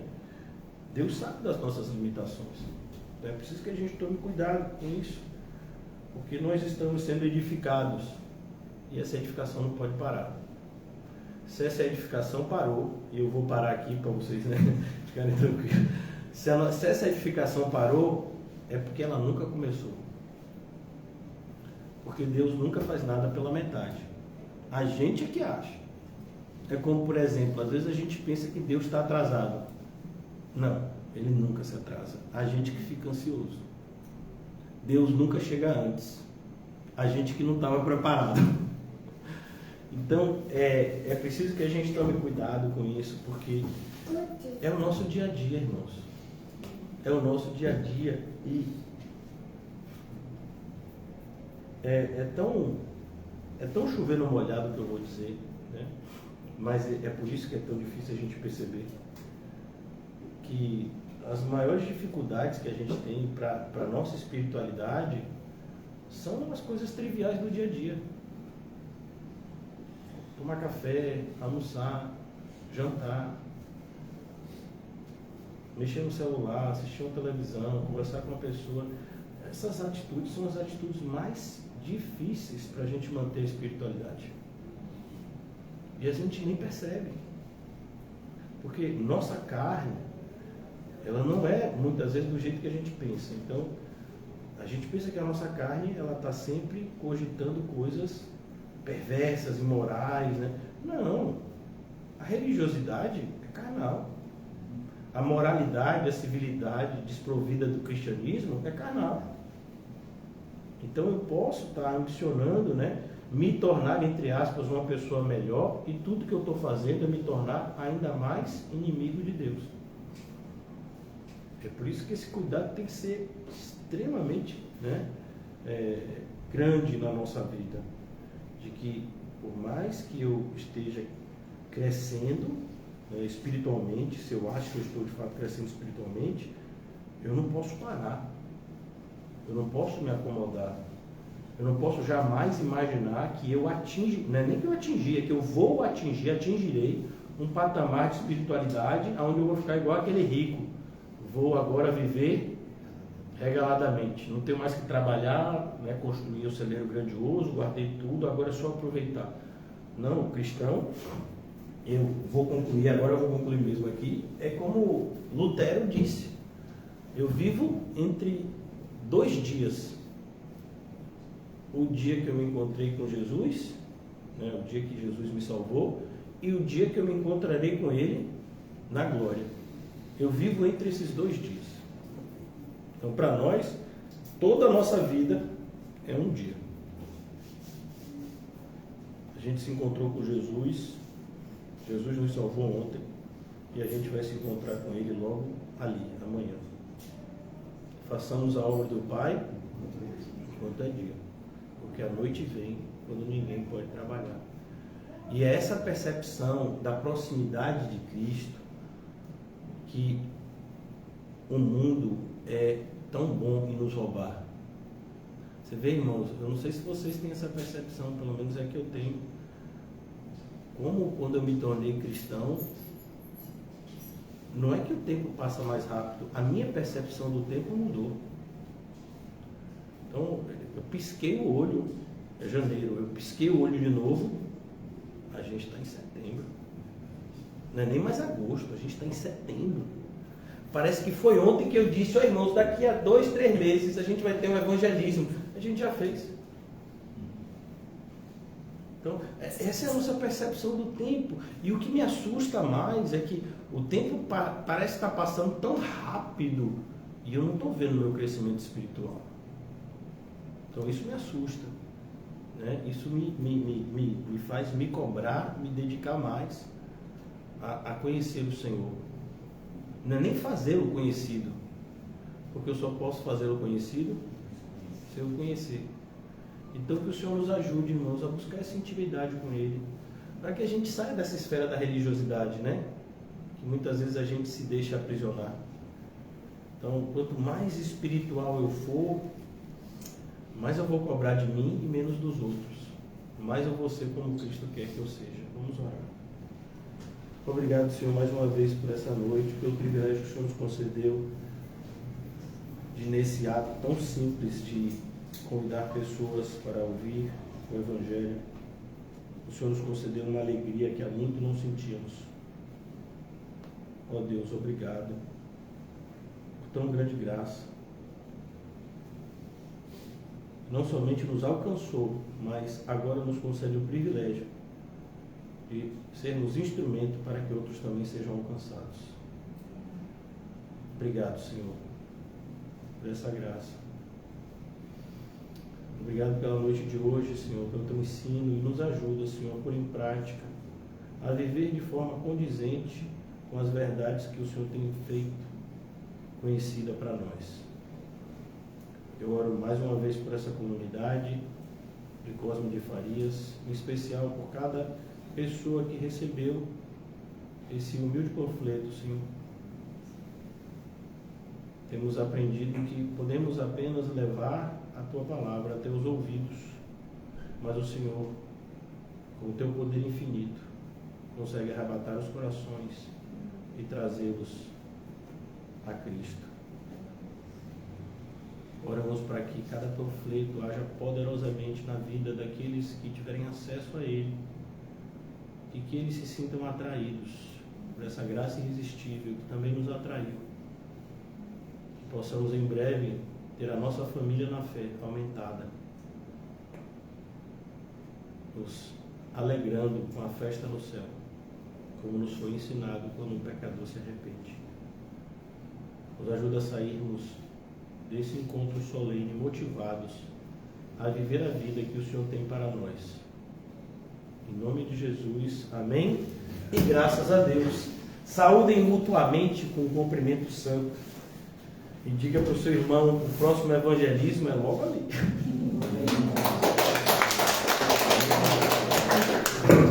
E piscar o olho já é outubro.